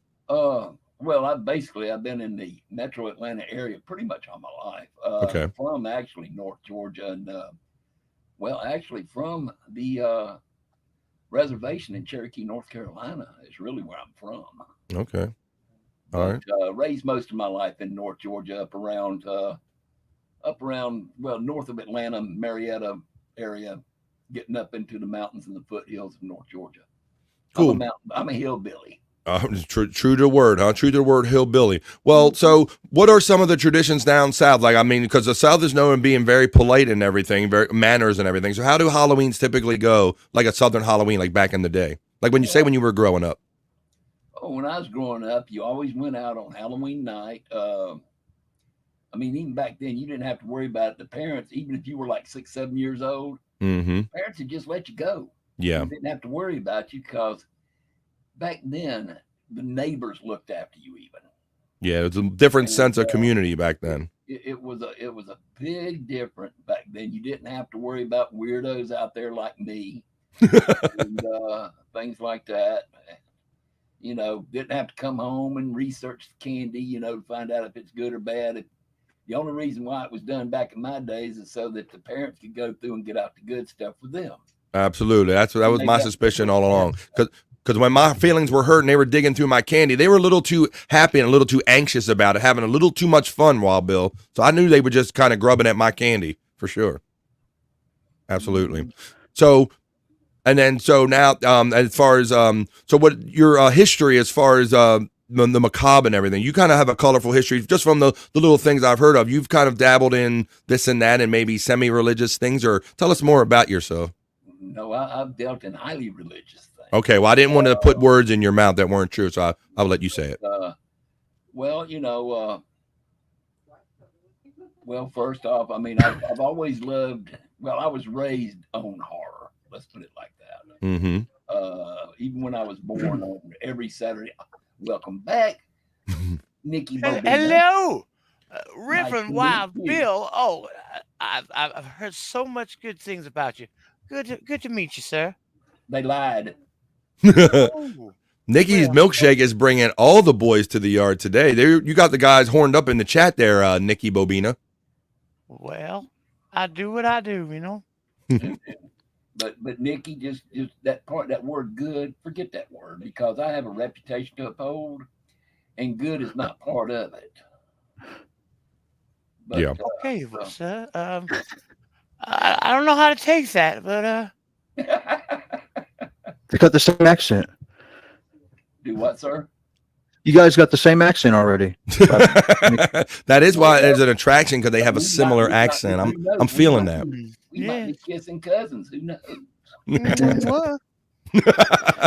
Sounds a little too anxious. Well, like That's they cool. always say, if she ain't good enough for our family, she ain't good enough for yours. But now, in the past, we've talked about a lot of things, so you'll have to forgive me if I don't have it all down. But didn't you say that you had some type of involvement in some type of church thing or some type of things of that nature? I am an ordained priest. Right. I've gone through the schooling and everything. Tom had to see my certification and all that kind of stuff before he would actually acknowledge me as the Reverend Wild Bill, because for a while I was the Reverend for the Tom Gully Show. Okay. But he's seen my my diploma and all that kind of stuff. But yeah, I've been involved in it. But the reason, well, mainly what got me into it is because when I went to college, I was going to become a doctor. Now that's a scary thing, me being a doctor. But my backup was religion, and because of where I was born, I was brought into the Catholic religion. So of course we have to learn it and everything. Right. And then I started studying theology. And then once I started it, to be honest, that happened after I got out of the military. But when I really started studying it, I found out who the real horror was. And due to that, I was excommunicated out of the Catholic Church. Interesting. They did not appreciate it when I explained to them that the Pope was the Antichrist. Yeah.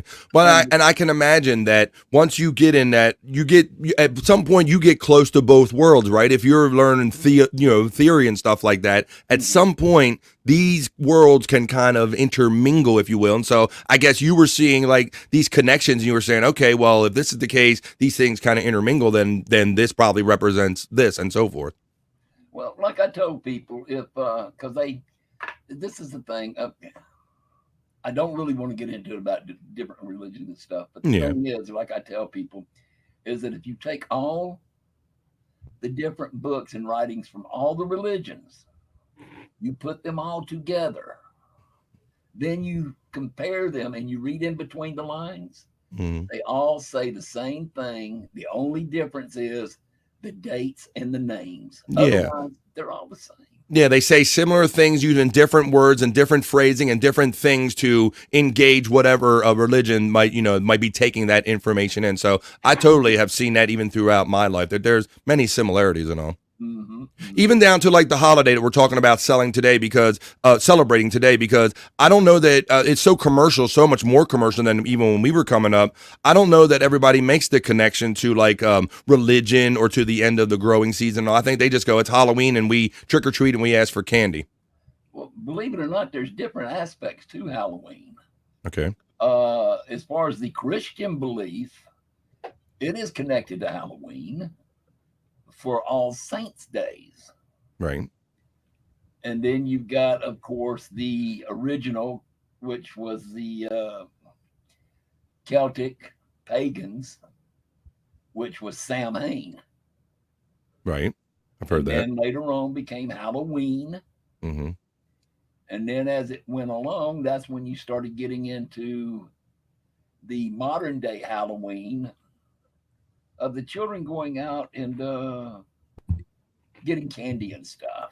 But originally, though, the reason why you dressed up for Halloween, well, first off, Halloween is the end of summer. It's a celebration of the end of summer and the beginning of fall. Right. And but the reason why of the costumes, we will say, because they were doing costumes way back in the days, even during the Samhain days. Right, because a lot of people thought that the fall and the coming of the winter meant like a doom or bad spirits might come to you. So people would like harvest their food and they would do things to kind of protect themselves or scare away the demons of what might be coming with the upcoming season, if I have that right, Bill? Right. The costumes and masks were worn to scare away the evil. Right. I don't like using the word demons because I don't like using that word. Okay. I just say evil. All right. Because that is one of the things that when we were talking about some of the stuff I've done in the past, some of the studies I have done was studying. I'm not saying I am one, but I studied into it, demonology. Mm-hmm. I am, matter of fact, I got my little book up here for doing exorcisms. I can no longer do them because of my health. It wouldn't do it, but I am certified to. I might have to leave. Wait a minute. Say, Scott, you well know, because Scott was talking, kind of talking shit before they decided to have that whole Exorcist watch party, and then Deadpool, he stepped up like he always does. Shout out to our friend Deadpool and Dave Daffler. He stepped up in a big way and forced Scott to like sit and watch it on screen, and it really, you can tell, Wild Bill, it really has had an adverse kind of weird effect on Scott, hasn't it? It rocked him. Yes, I think it did. I think it kind of spooked him, and I tried to carry along with it a little bit because I do have the voodoo doll sitting over here. He's still not the same to this very day. Are you, Scott? No, I sleep with the lights on. Well, Scott, by the way, I do like that picture behind your backdrop, Scott, because it does look like a younger me. I thought it was a younger you there, Wild Bill. I thought that's what it was. Like me from about 20 years ago. Mm-hmm. Do you believe in Wild Bill told me about the voodoo doll and watching Exorcist with us, and some of the conversations we had, I started to think maybe Wild Bill was sitting here to lead me astray. And so I Googled. Well, when I really thought that is whenever I was just wanting a picture of a cross, and this picture came up, and it looked like Wild Bill, and it just I think so. The willies. Are you saying that Wild Bill could be the devil? Is that what you're saying? I think he might be here for nefarious reasons. Well, what else would he be for? Because I have been called the Antichrist before. See? That's just when your wife was pissed at you, to be fair, though, right? No, that was a person of the cloth called me that. Oh, my goodness. Well, I imagine that can be sticky when you try to meld these two worlds together. So, yeah, so for whatever reasons now, I mean, I grew up, enjoying Halloween, not really understanding what it was. It was just a day of gathering candy. I kind of got that it might have been the end of the year and it was going to get cold, but I never really got all the other kind of religious connotations and all the other stuff that's kind of been built into Halloween, or basically Halloween is based on. Well, the Christians kind of kept that down when they moved in with it. Just like they did with Christmas, because Christmas is not actually a Christian holiday. That is also a pagan holiday. Right. We find because a lot of these, every religion just chose these calendar seasons because we live so much by the seasons and the cycles of the day and everything that people, all the religions just filled in the blank, their own holidays that just happen to be quite similar around the same times of the year. Well, they filled in what benefited them the best. Yeah, their followers and their message, sure. Right. Mm-hmm. And that's the reason why that's really kind of what got me into all this, is because I kept hearing different stories and stuff. Yeah. So it was like the best way to figure this out is to research it. Yeah. And when the computer came out, I mean, that just opened up the world. But before that, before the computers, though, before the 90s, yeah, you would find me in the library. Is that right? With these big, huge books in front of me that I'm going through and going over to the copy machine to copy pictures of the page that I'm looking at. And, I've got books of spells. I've got all sorts of stuff. Matter of fact, do y'all know who the person named Aleister Crowley is? Mm-hmm. Yes. I've heard the name. Aleister Crowley. Mm-hmm. I've got 2 of his grimoires. Do you? Oh my God! His spell books, if you might call it his first. Well, he was a magician that was supposedly, allegedly, tied to the occult and things of this nature, right? Jimmy Page bought his house. I would say tied to religion. Now, whether you want to say it's a cult or what, it just depends on which side of the fence you're on. Right, because that was the accusations being thrown around at the time, and because he had such wild, different, outside of the box thoughts that right away anything outside of the normal norms of religion is cultish or Satanish. Satan, right? Yes. But believe it or not, he was not satanic. Now, he was dark. Don't get me He just wrong. thought different, right? But there again, that's a whole different story altogether. That's getting into religion. Yeah. There when you start talking about Satan and all that. Yeah. Well, Scott makes a good point that Jimmy Page was a big Aleister Crowley fan. I know this from being a rock fan too, Scott. I know that as well. I'm sure Bobby Bobina, Nick's brother, knows that too. But yeah, he in fact, like Scott said, he purchased Aleister Crowley's home, right, Scott? Home, right. Yeah.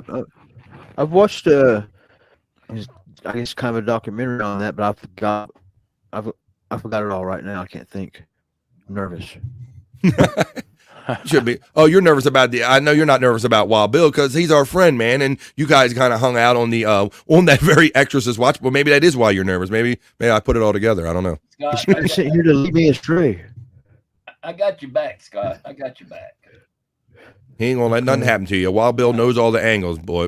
If anything, you can join my party. We'll be at the front gates of hell. We'll kick the door down, jump in Satan's lap, and say, "What the hell is the password to the Wi-Fi?"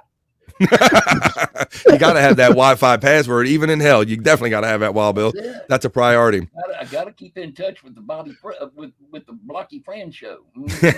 I appreciate you, bro. I appreciate you. Always been supporting me ever since you got to know about me and all. And talking about that, you brought up Tom Gully before, and we've all been introduced to this world in different ways. So, and I've been heard. I think Cyke Labs might have been one of the first people that I'd heard throwing Tom Gully's name around. So, tell us about your early your knowledge of Tom Gully. And you guys doing stuff together, or he knows you. Tell us about that. I've known Tom for over 5 years now. Okay. I started following Tom when he was on Facebook, and I followed all through the C-19 scare and all that kind of stuff. Yeah. He met. Well, yes, I am going to take credit for it. He met some good people from the UK and stuff that followed me, because I did a lot of here's one other thing that we was talking about. I did a lot of paranormal stuff Yeah. and did investigations and stuff. And I did a lot of researching with audio and video that would be sent to me. And All right. a lot of the stuff I dealt with was from people in the UK and in Europe, because at the time over here in America, you basically had people on TV, which I'm not going to mention no names because I don't feel like giving them any credit. All right. But they. Oh, Scott just shit himself. Oh, He just dropped a man, live go one on you, check your Bill. drawer, Scott. That sounded juicy as hell. It was. a ghost. Yeah. Yeah. That Ghost. was I mean, right, that, ghost came right out of your ass. That sounded physical. That didn't sound like no ghost. That didn't sound like bubbles came out. Oh, It's a ghost. that was rough. Oh boy. How does it smell? Ooh, it stinks. It smells bad. It's a bad smelling ghost. That ain't no damn Yeah. ghost. Sorry. It Let me interrupt you. Does it got past the smell log like there, Scott. Scott, does it smell like sulfur? It does. It could be a demon coming out. Oh, see, he's got you. We're going to shit the devil out of you, Scott Fitzpatrick. We're going to shit him out of you. You're being exercised, Scott. There you go. Could it be? Feel better. Now, but we were talking about Tom Gully and then the connection that you made to England and all that stuff. But yeah, I did a lot of stuff with a lot of people following me over from the paranormal side. I used to do a lot of live feeds and stuff from over in the UK. Matter of fact, for a while I even had my own show. It was called, and I got people, and I'm thinking about coming back with it again. But All it's right. called Rantings of a Madman. Okay. And I just got tired of the drama and the ego trips. So what type of drama and ego trips were you experiencing? Well, people just, well, like I said about the American type stuff, lies. They would lie about stuff. Yeah. And I'm a type person, I'm not a baker. I don't sugarcoat nothing. I tell it how it is. Yeah. I won't lie. So if you're going to ask me a question, be careful what you ask me and watch how you ask me, the Right. way that you ask me, because Ask an honest question. You might get an honest answer. if you answer me in a general mode, in a general condition, I will give you a general answer. But if you go into a specific thing, I will answer you specifically at that point. So I will give you what you ask for. But anyways, back to that. I was doing a lot of paranormal stuff. And that's that. And then I came over and I just out of the blue, I ran into Tom Gully. Neat. And I was on his show watching chat because Tom does not have guest people on his show. Right. He's a single person on his show, but he opens phone lines. Yes. And I was known for coming on the phone and talking stuff. And me and Tom, we did a bunch of private videos, talks to each other, just video chats back and forth. And we got to know each other rather well. He knows me really well, I believe. He probably knows me better than a lot of, well, I'll put it like this. He does know me better than anybody else on the internet. I will put it like that. That's cool. And so is that how you got wrapped up in what they call the Dabbleverse now, the whole John stuff? Were you aware of Howard Stern before that or anything? Oh, Any of that stuff? I listened to Howard Stern back before I even knew Tom. I mean, I remember when Stern first came on. And I used to listen to him on the radio. Yeah. And then it went to Sirius.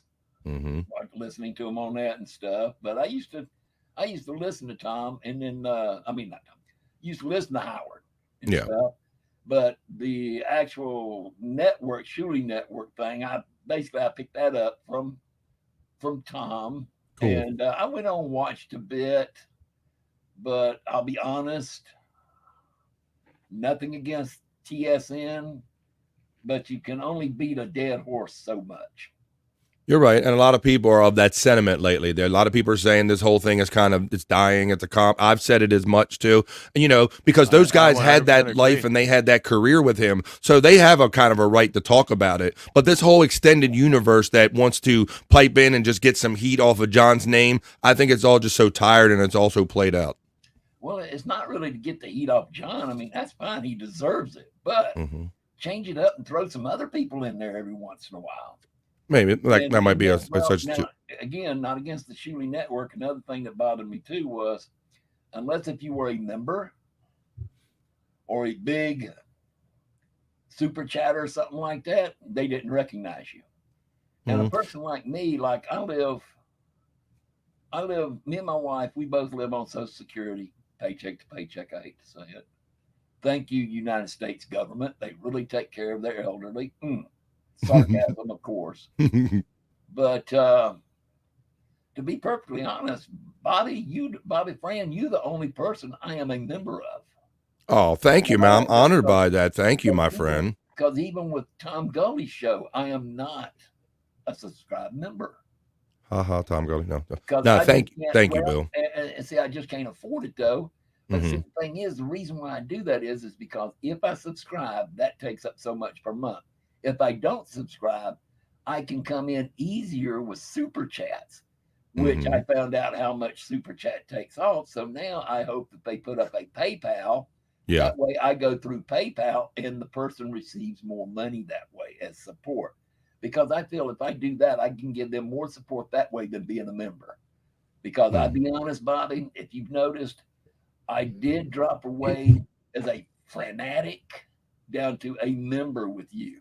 That's okay. But there again, if you notice, I still go in though and throw you PayPals. You do. I appreciate anything, man, and I don't judge. Matter of fact, I didn't even know that, Wild Bill. But thank you, man. Well, that's the reason why I have to watch what I do. And, sure. And like I said, the network. If you weren't a member and you didn't really super chat, they didn't know you. So it was a tough. It's definitely a tough room there to try to get into the chat room. I treated it like a full-time job for a while, Bill. I'm like, I'm going to keep throwing in lines until these guys freaking notice me, and it finally kind of worked for me. But yeah, it can be a hard road to hoe for real. Yeah. Well, I've noticed a good way for me to get the Reverend Bob Levy's attention is to spell his name wrong. And I hate to say it, I kind of do it on purpose, because if I put in Levey, he'll go, it's like, and of course I come back and I'll say, oh, I'm sorry, I mean Levy, my bad, and I'll do it right. But that's how I get Bob Levy's attention, by doing that. Yeah, obviously he's a great mentor of ours and everything, and I definitely try to take notes from him and on. He definitely participates with the chat. I loved how Bob engaged us, and he knew that we were there with him watching the show, and so that's why you see similar kind of engagement with my show. I love talking to everybody in the chat and knowing really who's here and what everybody's thinking. And see, and that's the thing with Tom Gully. He does the same thing. He recognizes everybody in his chat. He does. He'll recognize everybody in his chat. Like I said, he'll open up the telephones for open calls, and that's how I got my start with Tom. Was I'd call in and just different things, and but that's how I met Tom. And that's awesome. With him, and every once in a while, if I'm ever on and you're watching them, especially if I call in, I irritate him sometimes to the point of him almost telling me where to go. Well, has Tom been big timing you lately? Because he's been showing up a lot on the Levyverse lately, buddy. Is he too big time for you now? What's going on with that? No, he's not too big time for me. He'll never be too big time for me. I'll chop him down, put him back to where he belongs. No, I thought as much. Yeah, no, I didn't ever think Tom would do that, but that was just merely pointing out that Tom is really getting a lot more opportunities to be on air with Bob lately. Well, I was going to say him and Bob does have good chemistry. They bounce off of each other perfectly. There you go. That's also too. There again, Bob Levy, great person. Number one. I'm still the number one Reverend, but I'll let him have Reverend. Well, we're not going to get anywhere near that. But Bob is that kind of person that I think he can make any number two person shine. I think Bob has that ability. Right. And seeing the thing is Tom, through his experience and Yes, everything, that helps. he is that person already. And that's the reason why they bounce off of each other so well, because Bob compliments Tom, Tom compliments Bob. And you need somebody that can say some things back to you. You don't want somebody who just sits there and goes, yeah, okay, now what? And see, Yeah, so. And the thing is, too, Tom is like Bob Levy. He's got thick skin. He does. And I kind of feel that It looks way, kind of too. leathery Like, on the camera. I don't know. Yeah. well, I was going to say, I kind of feel that way, too, that you can't say nothing bad about somebody if you can't say it about yourself or take it.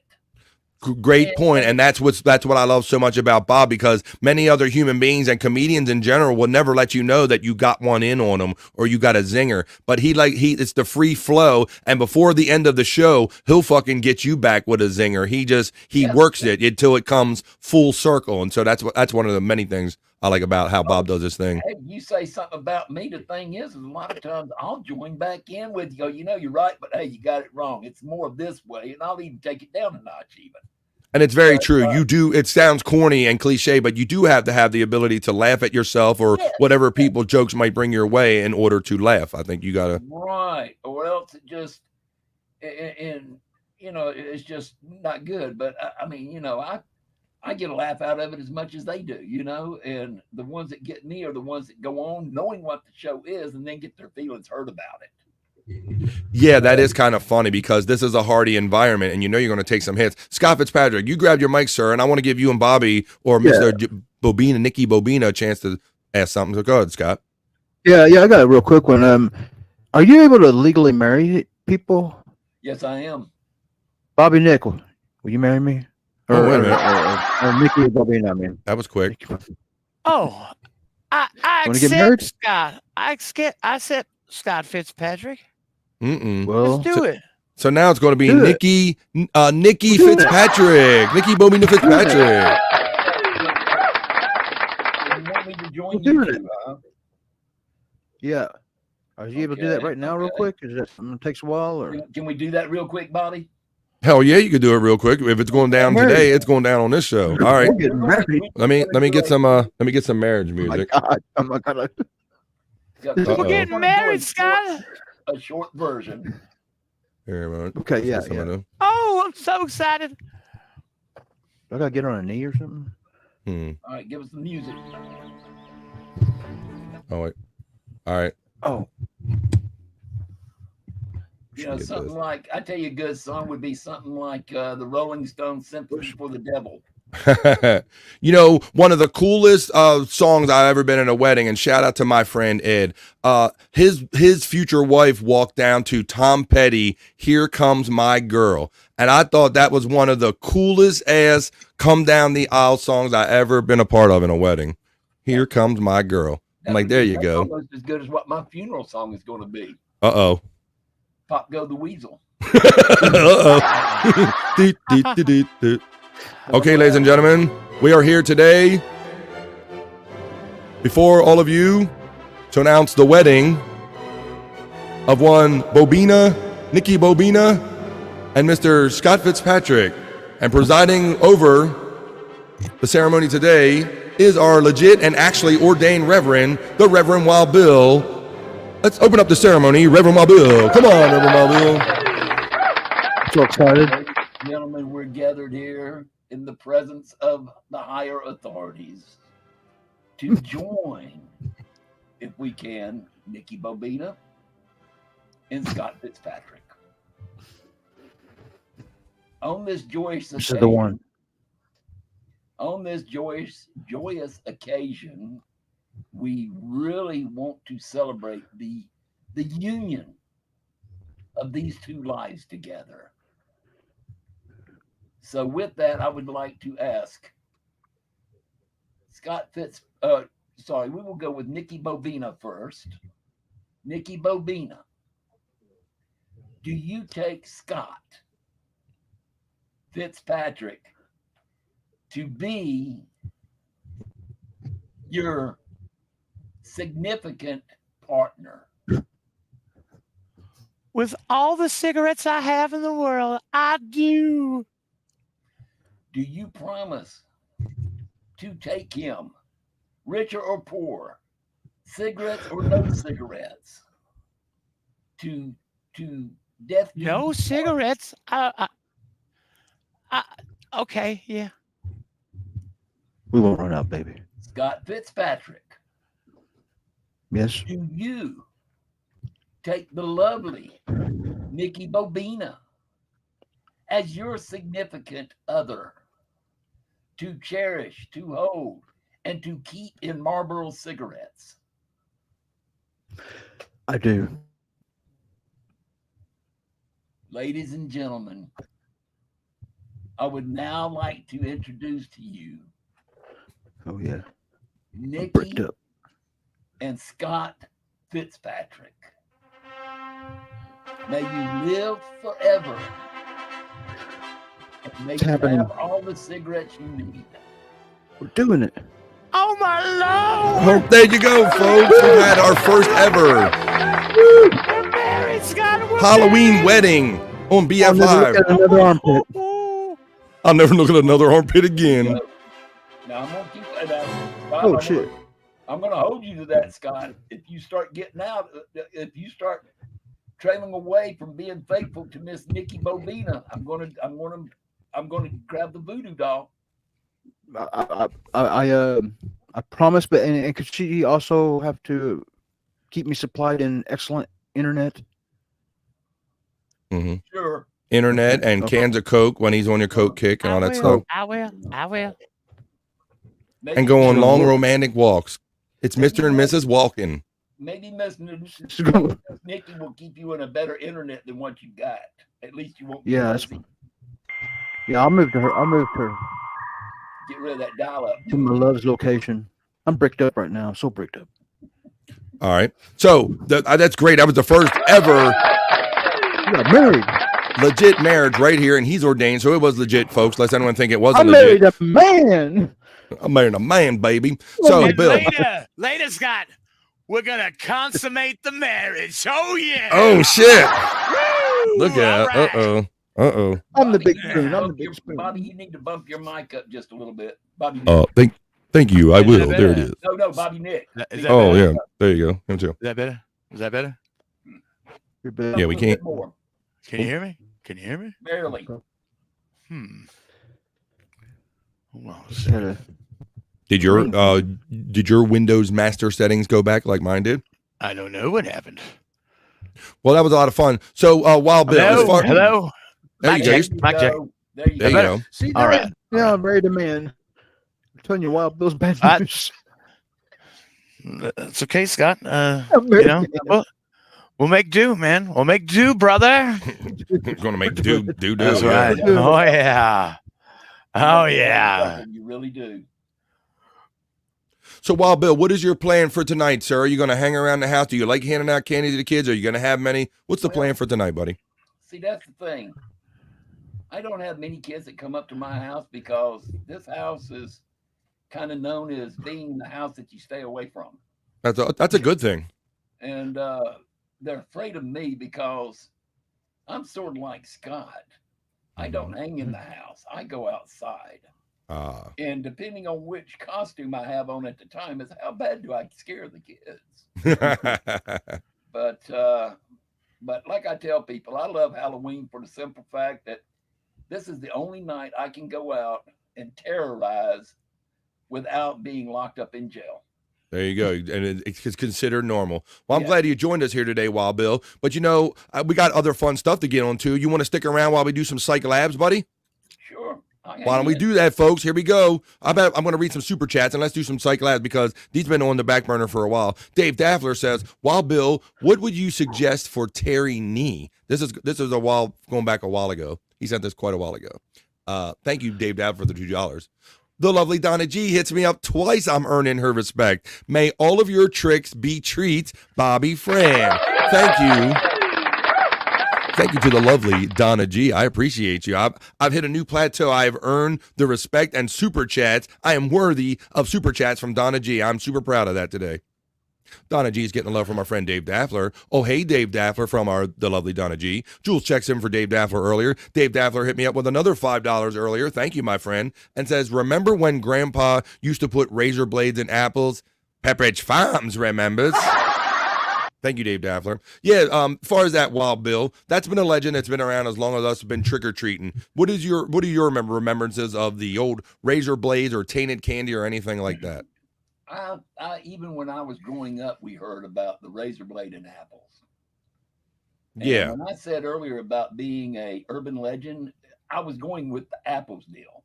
Right. Because like the great Tom Gully said, there was other cases that did happen earlier. I mean, or should I say later, where stuff was put in the candy itself. It never was the apples, but candy and stuff, because I remember that when my boys were growing up, the hospitals actually said you could come by. Yep, I remember and this. They would fluoroscope the candy to make sure nothing was in it. Yeah, or they x-ray it or something, yeah. And then you were also taught never to eat anything that was not wrapped. Yes. Because used to, people would give you stuff in like a baggie. And yeah. twist tie it. Oh, yeah. And you thought nothing about it. But now, if you get that now, you just throw it away. You don't instantly. The first thing to get thrown out is all the stuff that looks like loose candy or, hand-packed or anything, yes. Because you don't know if it's good or bad. You don't. Our friend Dave Daffler reminds us that Halloween is the celebration of death in Spanish and Latino cultures. What do they call it? De la Muerta or something like that? Yeah, Day of the Dead. Yeah, Day of the Dead. Yep. That's right. Dead. That's where the crystals, that's where your sugar, your skulls come in, your painted skulls and stuff. That's from the Mexican holiday of the Day of the Dead. From their influence. So there you go. And that's what I'm saying. That's what Halloween has become, like a mishmash of all of these kind of seasonal influences. Dave Daffler checks in with the $2 super chat. Thank you, Dave Daffler. Says, my ex-wife copyrighted Demonic. I wonder where she got the inspiration from that, Dave Daffler. I know quite a few females like that. Stormy is a saint, said our friend Dave Daffler a while ago. Hello, 2 joints from Jules. I have earned the THD. Wanna play? And I know that Dave is not playing. Dave is also a theologian himself. So yeah, so there you go. He knows a good bit. Have some fun with that. Being born the day before Halloween, I identify as a witch, said our friend Jules. Well, there you go. Greeks invented zero, says our friend Dave Daffler. The Greeks invented zero. A cute witch, that is. Cyke Cool from Cyke himself. Jules, hey neighbor from Big Kahuna Nui. Dave Daffler says, I wasted years of my life on this nonsense. He sounds like he kind of followed your path a little bit there, Bill. Let's see. Dave, are you Catholic? Catholic, actually an ex-Catholic. He's a Catholic in recovery. Kahuna Nui is saying, getting a aloha from Jules. Dave Daffler says, if heaven is so safe, why do it need gates? Make a good point. Wow, really? That's interesting. Sounds like a you problem. Not for me, but for many friends. Scott is getting the shout-out love from our generous friend Dave Daffler hanging out in the chat today. Scott! He simply, and then he checks in with the one that just simply says, Jesus smelled, past tense. Jesus smelled, past tense. Brian Kowalczyk checks in our bro and says, good afternoon, boys and chat. Good afternoon to my brother, Brian Kowalczyk. Kahuna Nui says, Casper eats beans. Here's your buddy right here, all of our friend. Tom Gully checking in says, have Wild Bill show you his critters. Do you have taxidermy? No, I've actually got live animals. Aminals, oh boy. Well, let's see. Yeah, I've got a dog. His name is Dog. That's a good name. It's a Shih Tzu. Let me guess your cat's name. C-A-T? P-U-S-S-E. Or Y, I mean. Ooh. Well, maybe E. Maybe. That's the Canadian spelling of pussy. Yes. I'm allergic to cats. I have no cat. Really? Right. But I do have, to take the place of a cat, though, I do have a bearded dragon named Spot. Matter of fact, that's no way to talk about your wife. You see behind me. Oh. His name is Spot. Oh, okay. Matter of fact, there he is, right there in the corner. Right there he is. There you go. He's watching the show. He is watching All right. the show. Matter of He's a fact. fan of BF Live. He's a member. Gaseous checks in, But and he then- says, "Well, howdy, y'all. It's our favorite Gaseous. Gaseous or Gaseous. Hello, Gaseous. I do have one more pet that I'm proud of. What's that? Her name is Morticia. Mm-hmm. She is a Mexican curly hair tarantula. Oh, Who nice. sits right above me. She's right up here, right above my screen. Wow. There all the time. Remind Scott, me never to come over to your house. Scott's a snake I guy, put but it- are you a tarantula guy there, Scott Fitzpatrick? No, I don't do spiders. Nope. You don't like spiders and snakes? Oh, no, I used to raise snakes. I like snakes. I like snakes. Yeah, Scott has we've seen multiple pictures of Scott's snakes. Well, the last snake I had was a 15-foot Burmese python. Yeah, I don't get them that big. No. Wow. I never heard you kind of be intimidated by a snake guys there. I thought you were a big snake guy. Well, I got once mine got 6 foot ish. That's about as long as I need them to get. I start getting a little scary after that. Yeah. Oh, the Psycho Bunny death cult. Oh boy. See, we I don't want to get Bill is obviously a well-lived guy, and he seems like he has a lot of experience. You've told us many of your stories about working backstage at the local concert venue and meeting many acts coming through there, and you had a connection with a barbershop and all that stuff. Actually, not working backstage, but partying backstage. Okay, there you go. We'll get it right. That's right. I mean, one of my most favorite people to this day still is Ozzy. I love Ozzy. Yes. I've partied with the best of them. Yeah. And there are a few that, like the story goes, that they have the best. They do. He knows it's true. Position a couple of times. But, Tom Gully says, while Bill is an honorary member of my channel, we will always post his comments and take his calls. You're a charter member there, buddy. Thank you, Tom. I do appreciate that. But there again, I've known you for a long time. I just drew a stupid picture of John. Are there any other types of picture of John? I don't know. The Reverend Wild Bill blocks me, says Terry Nee. Is that true? Right. That's true. Terry's getting a laugh. Uh, Whoa. Dave Daffler, thank you for your generous $10 super chat and kind words, because it says BF Live Bobby is the hardest working guy in the business, in my opinion. He's too talented to be spread around. I don't care that he's gay anymore. Thank you. Okay. Hello, Frisco. He means something totally different about being gay and spread around. Thank you, Dave Daffler, for always being a big supporter of me financially and otherwise, man. Motivationally. Thank you, buddy. Kuhn is laughing. Spacey75 says, TSN used to be more accessible, but the audience grew a lot. Those guys don't really read my chats either, but everyone there supports me behind the scenes. I'll always have love for those guys. 100%. 100%. You know another guy that's checking in? Our friend Dang Lizard checking in from across the pond. Dang. You were talking about having friends in England. We got friends in England. There's our big one right here. Dang Lizard. How you doing, Dang? Let's see. Got to do it on water in a boat. We're talking about the marriage ceremony that happened. Let's see. That was something. I didn't expect that, guys. Yeah. Tom Gully says, this will be the first marriage Wild Bill has performed without a shotgun being nearby. not so. See, not even that. So there you go. Dang, Liz is getting shout out love from Dave Daffler. Ha ha ha, the Tom Gully Show. Dave Daffler says, I already claims Stormy's glands in marriage. Oh, we had people objecting. I'm sorry I didn't see this, or they would have stopped the wedding, guys. I'm sorry. Well, too late. Too late. I should have told Stormy. Done. Yeah, you should have told somebody to object. Like, what? How'd they get you into this? Bobert, no. That'll make Jake your stepchild. Oh, my God. I didn't. Oh, no. Oh, my God. Somebody just earned a new title for their screen name. Can't wait to tell Jake.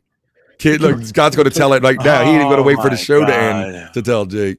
Holy shit. Let's see. Stop. Kahuna was yelling the whole time. We just didn't see any of it, guys. He does protestive too much. Shotgun Winning says the Reverend Wild Bill. Says Juggler Jen. Call Stormy and Jake, says my sister. We forgot to invite the other family to the wedding, guys. Look, Scott, he isn't playing around. He is actually talking to him right now. Sounds like an AA meeting, says Dave Daffler. Oh no, where's BF? Does the Reverend have the power? Yeah, do it. Try it. Absolutely. We're attempting now to call Jake Hudson live. Let's see if he gets pissed off. Scott just recently re-earned his trust to call him. I'm going to tell him he's got a new mom. Will he be doing a show? And Scott kicked him off of it? Let's see. It's ringing. One ringy dingy. Two ringy dingies. Still ringing. Your mother now. Still ringing. Three ringy dingies. He ain't going to answer, son of a gun. Son of a bitch. Went to voicemail. Hi, your message is important to me, Jake Hudson. Leave a message after the beep, and I'll get back to you. Okay? I know I went into Mr. Hank. That's what happened. Nikki Bobina, I can at least say this. The next time somebody calls you a mother, you can definitely say, yes, I am. Thank you. There you go. Yeah. It's official. Kahuna Nui wants to know, does the Reverend have the power to undo this? No, got to go through court. We got objections from my nephew, Rob Saul knocked me up. We got Dave Daffler just wanting to kiss the bride. He just wants to see the kiss happen. There you go. But I love her, man, says my nephew, Rob Saul knocked me up. Cyke Labs says, what the fuck? I left for a second. Are they marrying each other? Yes, it happened. It's done, Cyke. It's over. It's done. Stop, yelled Big Kahuna Nui again. Bobby Nick is getting the cigarette as a wedding gift. Tom Gully says, ask Wild Bill about the Psycho Bunny death cult. We kind of touched on that a little bit. I imagine I could pick any random topic that comes up in here and we could probably do a whole show on it. But I'm just happy to have Bill here today to kind of get to know my chat family and just kind of talk about Halloween and have fun in general. But maybe we can get into a longer form show another time. For whiter or blacker, says Dave Daffler. Sicker and poor. For cancer or not. Let's see. Terry Nee says, I want to videotape the consummation. Oh, shit. Oh, yeah, there will be video. But I don't know if it'll be Nobody wants to see that. And there's not a bed that can hold that action. It ain't happening. Oh. Are they hot, Tom Gully? Oh, Bobby Fran. No, says my nephew, Rob Saul knocked me up. Ask Wild Bill about Chop Block TV. What do you got to say about Chop Block TV? Oh, that was mine and Tom's favorite show to watch. Especially the creator of the Chop Block TV. Who was that? Me and him got a video that, woo, it's so pretty. Yeah, well, I bet you missed those days, but now Tom Gully's moved on to watching stuff with Bob Levy. So Kahuna is crying because he can't believe that the wedding actually happened. They're going into our For the Ladies segment, ladies. Am I right? Terry Nee, you mean conjugal visits? Yes, that's what he meant. What a sweet wedding. You forgot to ask about objections. We're not having objections here on BF Live. Not a misty eye in the house. I need to change it to moist. Bob, change her name. I got to change the names. Well, I think Jake's going to Jake and Scott, they're going to change their own name. Speak for yourself, Dave. I just asked my nephew to marry me, says Rob Soul, because he knocked you up, so he should do the right thing and probably marry you. I was raised by a gay man. Well, that's how I know not to knock up your aunt, you dummy. So both Scott and Bobby Nick are off the market to women now? Yes. Well, yeah. You totally fooled Kahuna Nui because he says, "Oh shit, it's Bobby Nick in here now." Yeah. Well, I took off my wig, so yeah. Dave Daffler reminds us that power bottom lives matter. Yeah, Bill. You're going to have to inform Wendy now. Yeah.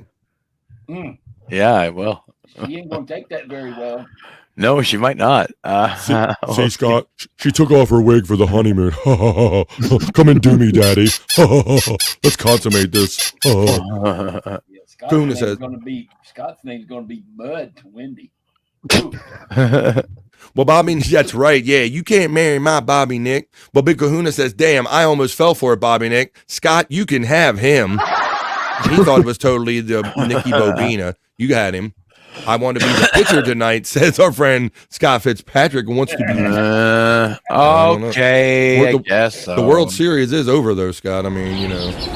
Well, I think they both should practice being a switch hitter.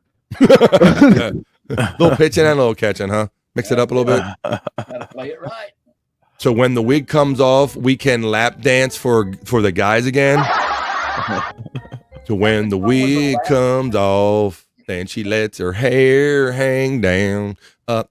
People in my neighborhood gave out stuff in a syringe, Tom Gully says, and we thought nothing about it. Come on, kids. Let me give you a shot. Wow.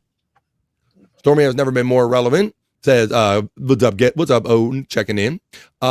Deo de la Muerto says, that was close. That's Spanish for the Day of the Dead, right? I believe. Dias de la Muerta.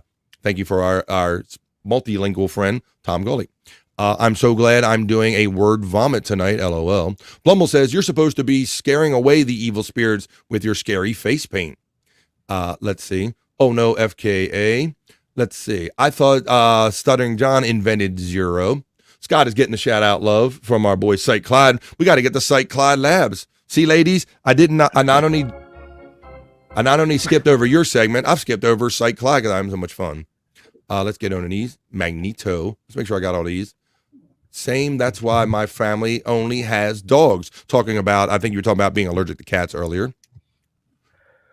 Barnacle Bill checking in saying, Diaper Gang. What's up, Diaper Gang? Don't worry, BF Live, this can be edited out. I wouldn't edit it out for the world. Name for Morticia's Adams. Morticia. Let's see. Get Morticia. My spider was named after. Ah, very good. It's Morticia Adams. Let's see. Jake is attending a social club meeting, says our friend Kuhn Inouye. Tom Gully says, what the Reverend has done here today, let no man set asunder. Dave Daffler checks in with another most colorful and generous $2 super chat. Thank you, my friend. And says, Terry Nee is collecting for UNICEF. Oh, we remember those little boxes and the little you collect for the UN International Children's Fund. I remember those. Take it home and never give it to them. That was a thing for some people, wasn't it? You got to worry about if you're going to burn in hell for doing that. Let's see. Big Boss checking in saying, while Bill telling to you to be honest is very rich, this is a guy that went on Bobby's show and told nothing but lies and horseshit about real life vampires and people living for hundreds of years. That's according to our friend Big Boss. Thanks for checking in. I refuse to learn anything today, says Dave Daffler. Go ahead. Whoa, hold on. Big Boss. I can only go on what they told me. There you go. And that is a couple of my friends that live over in Scotland. I can only go by what he says. I cannot disprove him, nor can he prove it. So there you go. Have to be on an agreement that it happened.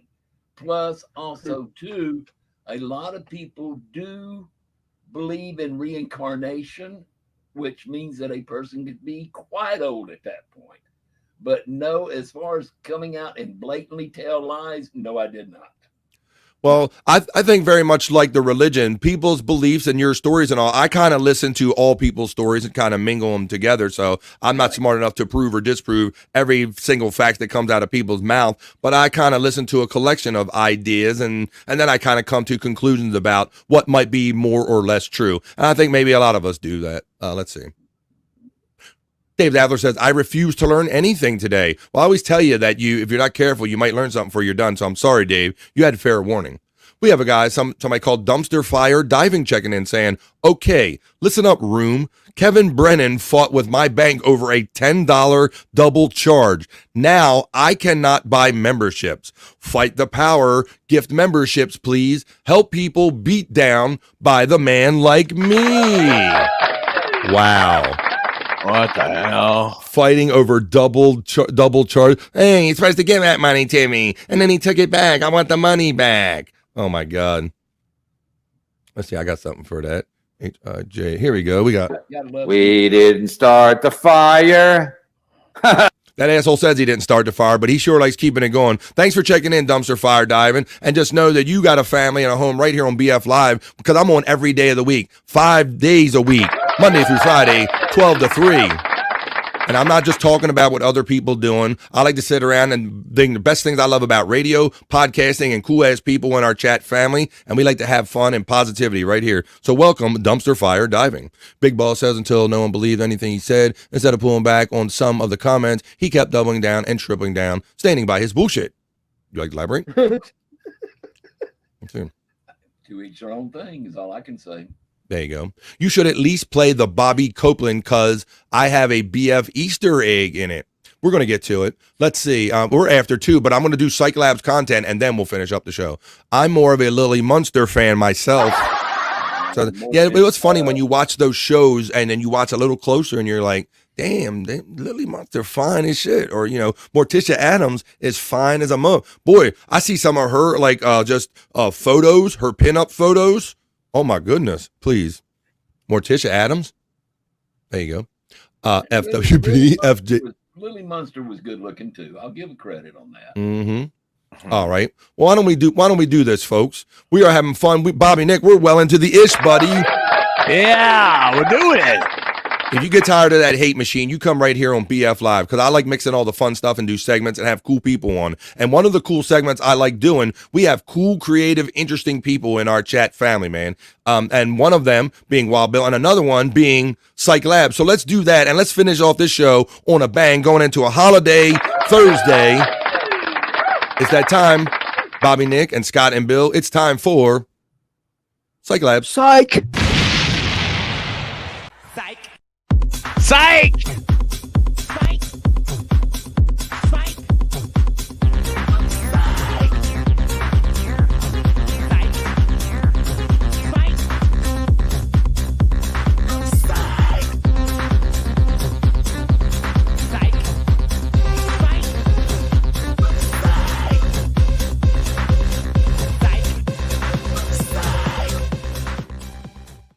Yeah, folks, we're having it.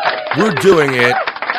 Happy Halloween. I've been shot out of a cannon all morning because my day started off hanging out with my friend Bob Levy on the Levyverse channel. Happy 100 show to Bob Levy. And now I'm sitting here to get to do my own show with a cool-ass chat family and cool chat family friends like Wild Bill joining us today. And now I'm going to feature content from our bro, Cyke Labs right here. It's time for Cyke Labs content.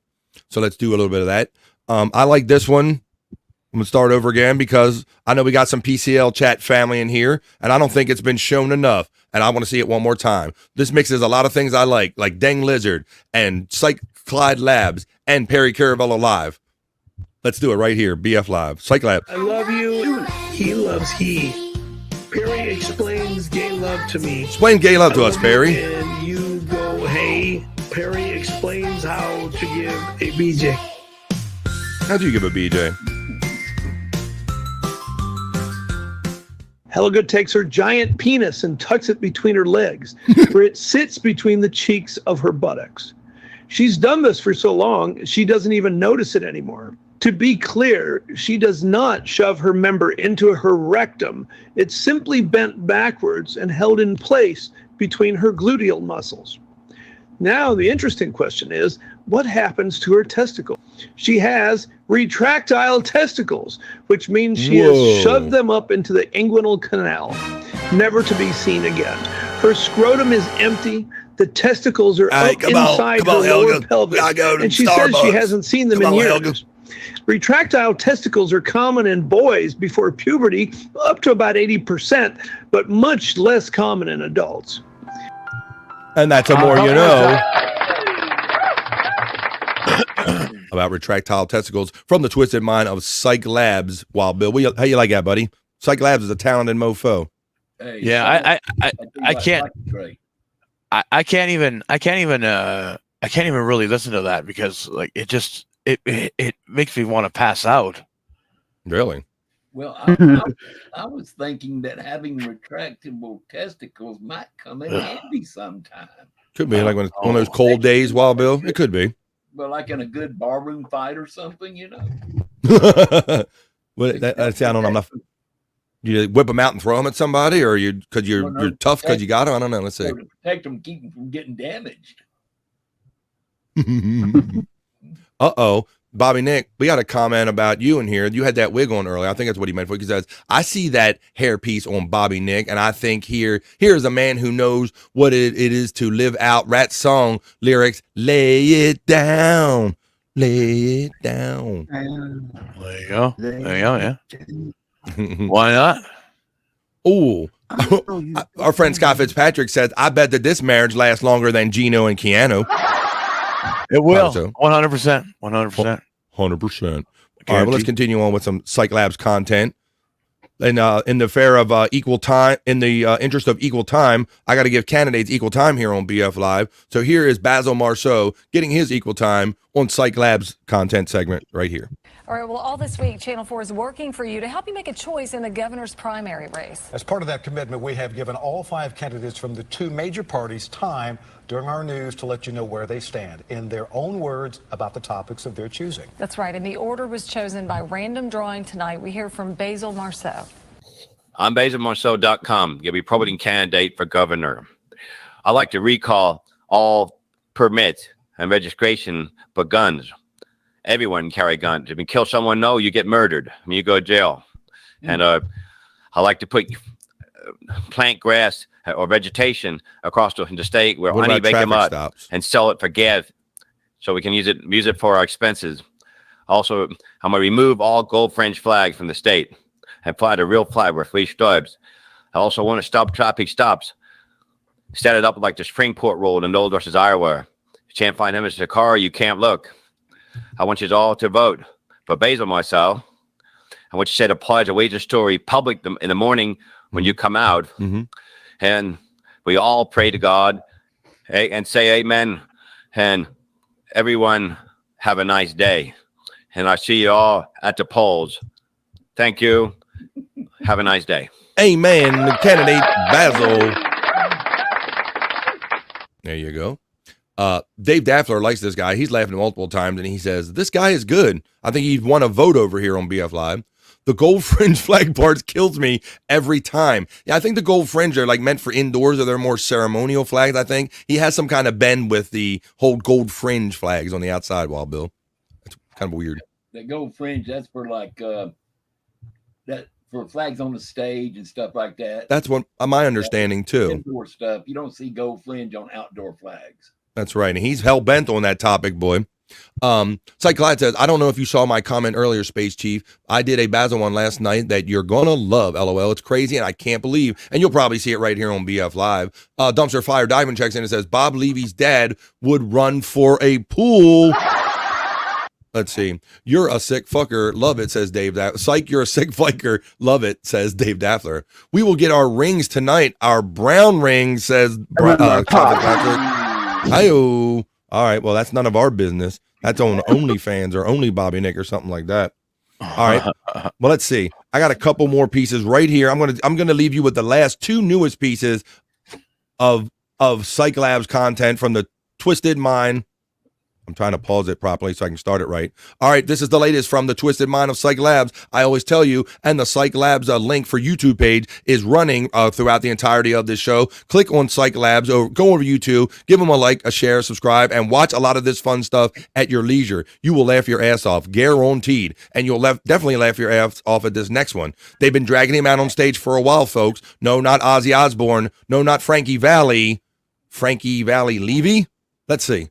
The aquatic game is home skills to VT of the belief of the law of the not for man vow and have they is just stay past at me you love I'm out of get yellow spread still won't dig but then when I'm getting the back and I'm dead. I'll be working my way back to you, Bob Levy. Lest anyone think that's Frankie Valli. This was Bob Levy on like an amateur night trying it out. Let me roll it one more time right here. Frankie Valli Levy, barely alive.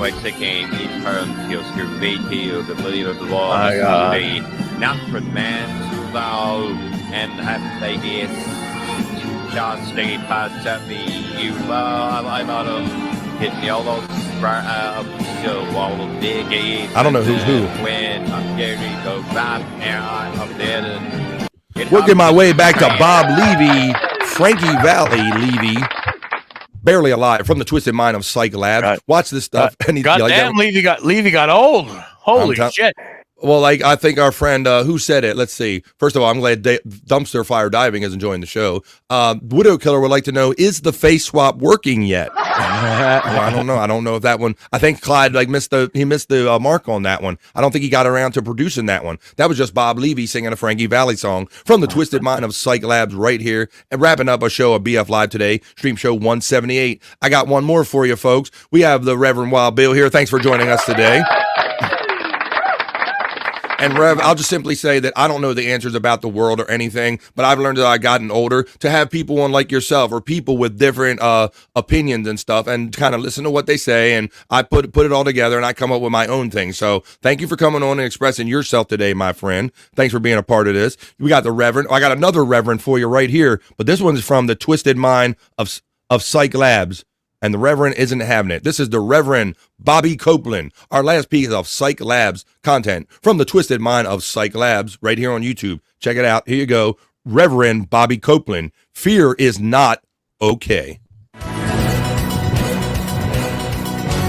Hey, guys. Heavenly Father, Lord, we just submit this time with you. Oh, Jesus. Oh, God. Get it, Bobby. Oh, Jesus. Oh, Jesus. So, hey, come on. The cut. Father Covenant. This Copeland guy, he's an original, huh, Wild Bill, as far as that realm goes? I've never seen Copeland look so good. Speared to death. Hey, man. Hey, man. You listen, Tony? Do you love me? Do you love me? Do you love me? Oh, wait a minute. And I want to point out what Cyke Clyde says, buddy, because it took me watching this last night once or twice. But here's the Easter egg. Look, guys, if you look on the screen in the back, he put Victory News, and right here, he's got Blocky Friends. It might even say Blackie Fran. I don't know. He might went real soul hard in the paint with me. But there's the Easter egg, Cyke Clyde, from the twisted mind of Cyke Clyde. I saw you there, buddy. Thank you for that. Broad. You listen, Tony? Do you love me? Do you love me? You stop it right now. Wow. Believe. Believe. Believe. You stop that fear right now. Stop that fear. Stop it. Wow. Stop that fear. Believe. He lashes out at him. How point does it need to be? That's right.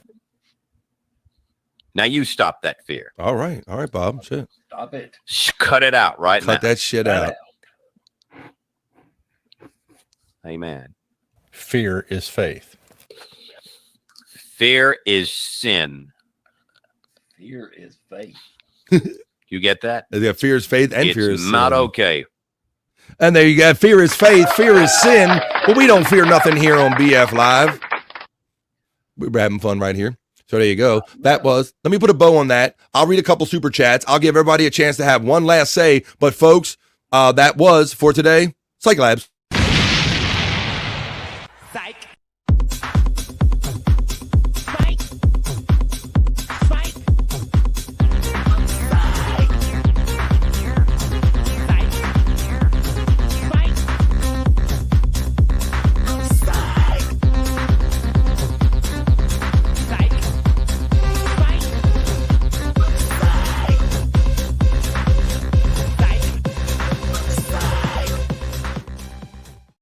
And there you have it, folks.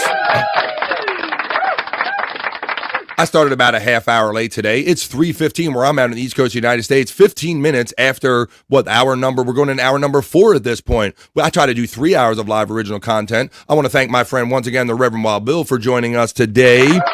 Wild Bill, yeah. Scotty bailed on. I like Wild Bill. I like Wild Bill. He's a good dude. He's got a lot of cool stories. So yeah, absolutely. Like I said, we're all different and kind of interesting in our own ways. So I like just coming on here and just picking a little bit out of everybody's brain when they come on here. So I thank our friend Wild Bill, and I think this is a great way for the chat family to get to know each other better and put a face to the name. So thanks for being here today. Scott Fitzpatrick said, "I'm getting sick." He's already got like the honey, I'm sick and I can't do it to you tonight. He's already copping out on that part of it. Oh my goodness. Gosh, I've got a needle stuck in his stomach. Oh, damn you, Wild Bill. Scott, I was expecting anal. Son of a bitch.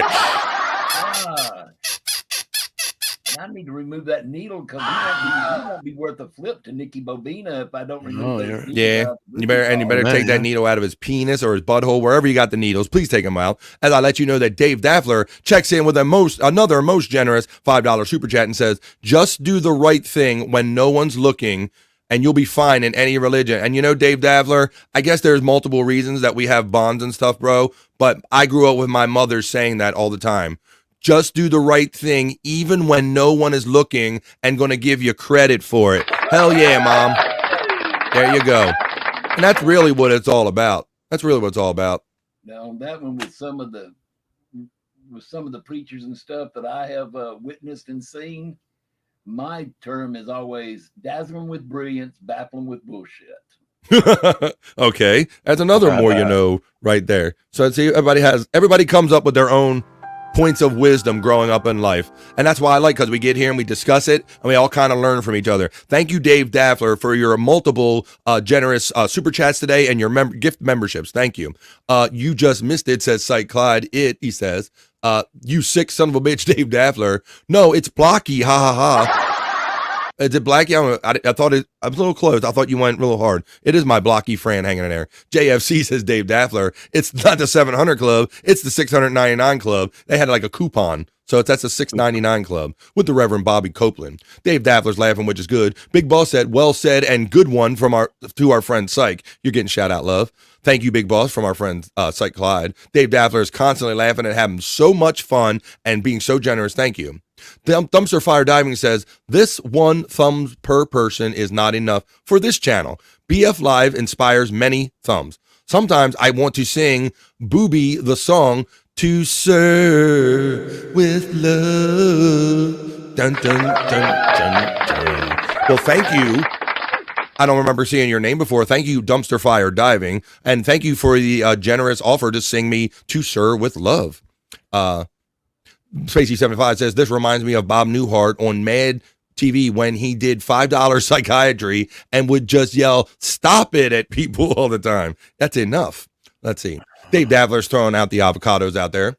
Haha, Space Chief from Cyke Clyde. Tom Gutley Show says, Dumpster Fire Diving. If you wanted the sky, I would ride across the sky and live. All right, it's officially gotten gay here now. It's getting gay. Well, it's getting gay. Wrong thing turned down. There you go. To Sir with Love from Tom Gawley. I heard him serenading Bob Levy the other day, so it's getting a little, we know that's kind of time to end the show. Hey, Dumpster Fire Diving, thanks for checking in today. Come around every day. BF Live, Bobby, will your mom pop the top?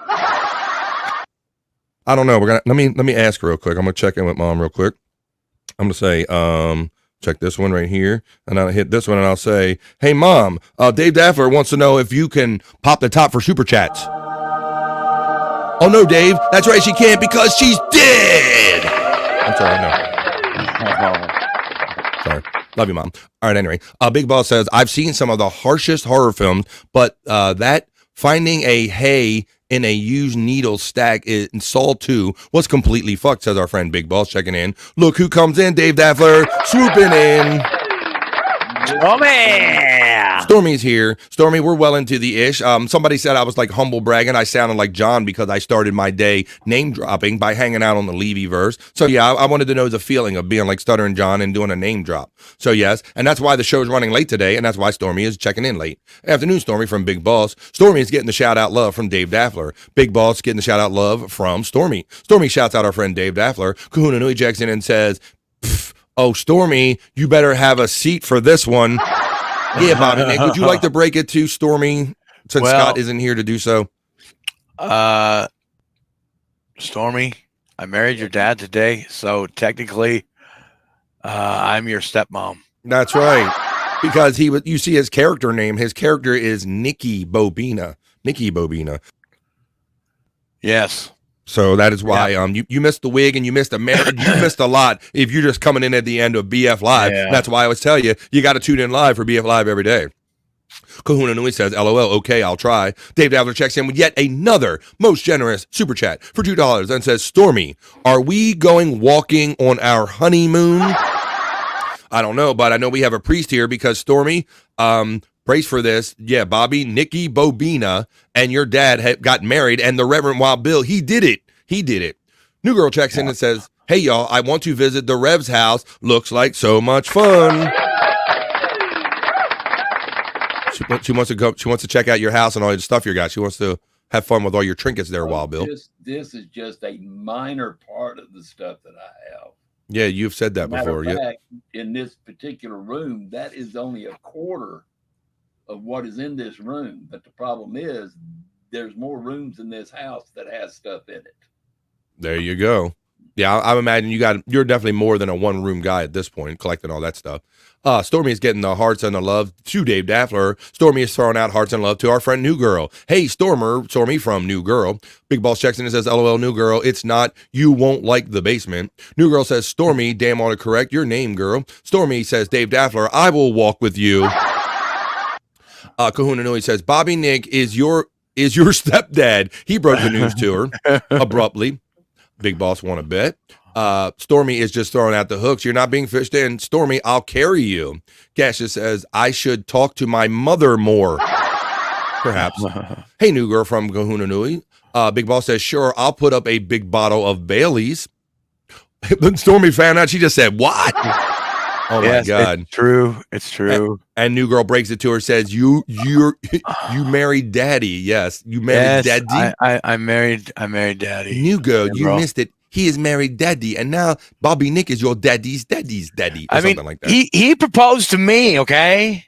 Yeah, that did kind of get weird awfully fast. Like, we were talking to our friend Wild Bill, and Scott innocently asked, are you an actual, like, ordained minister? Can you perform marriages? And no quicker did he find out that he could perform marriages. We were doing our first ever marriage right here on BF Live, and it was a doozy. Right. Oh, boy. Let's see. Let's see his junk drawer. Uh-oh. I don't know if anybody will show your junk drawer. Hey, Kahuna, happy Halloween to you from the Big Boss. My nephew, Rob Saul, knocked me up, checks in and says, so just got back and dogs destroyed everything.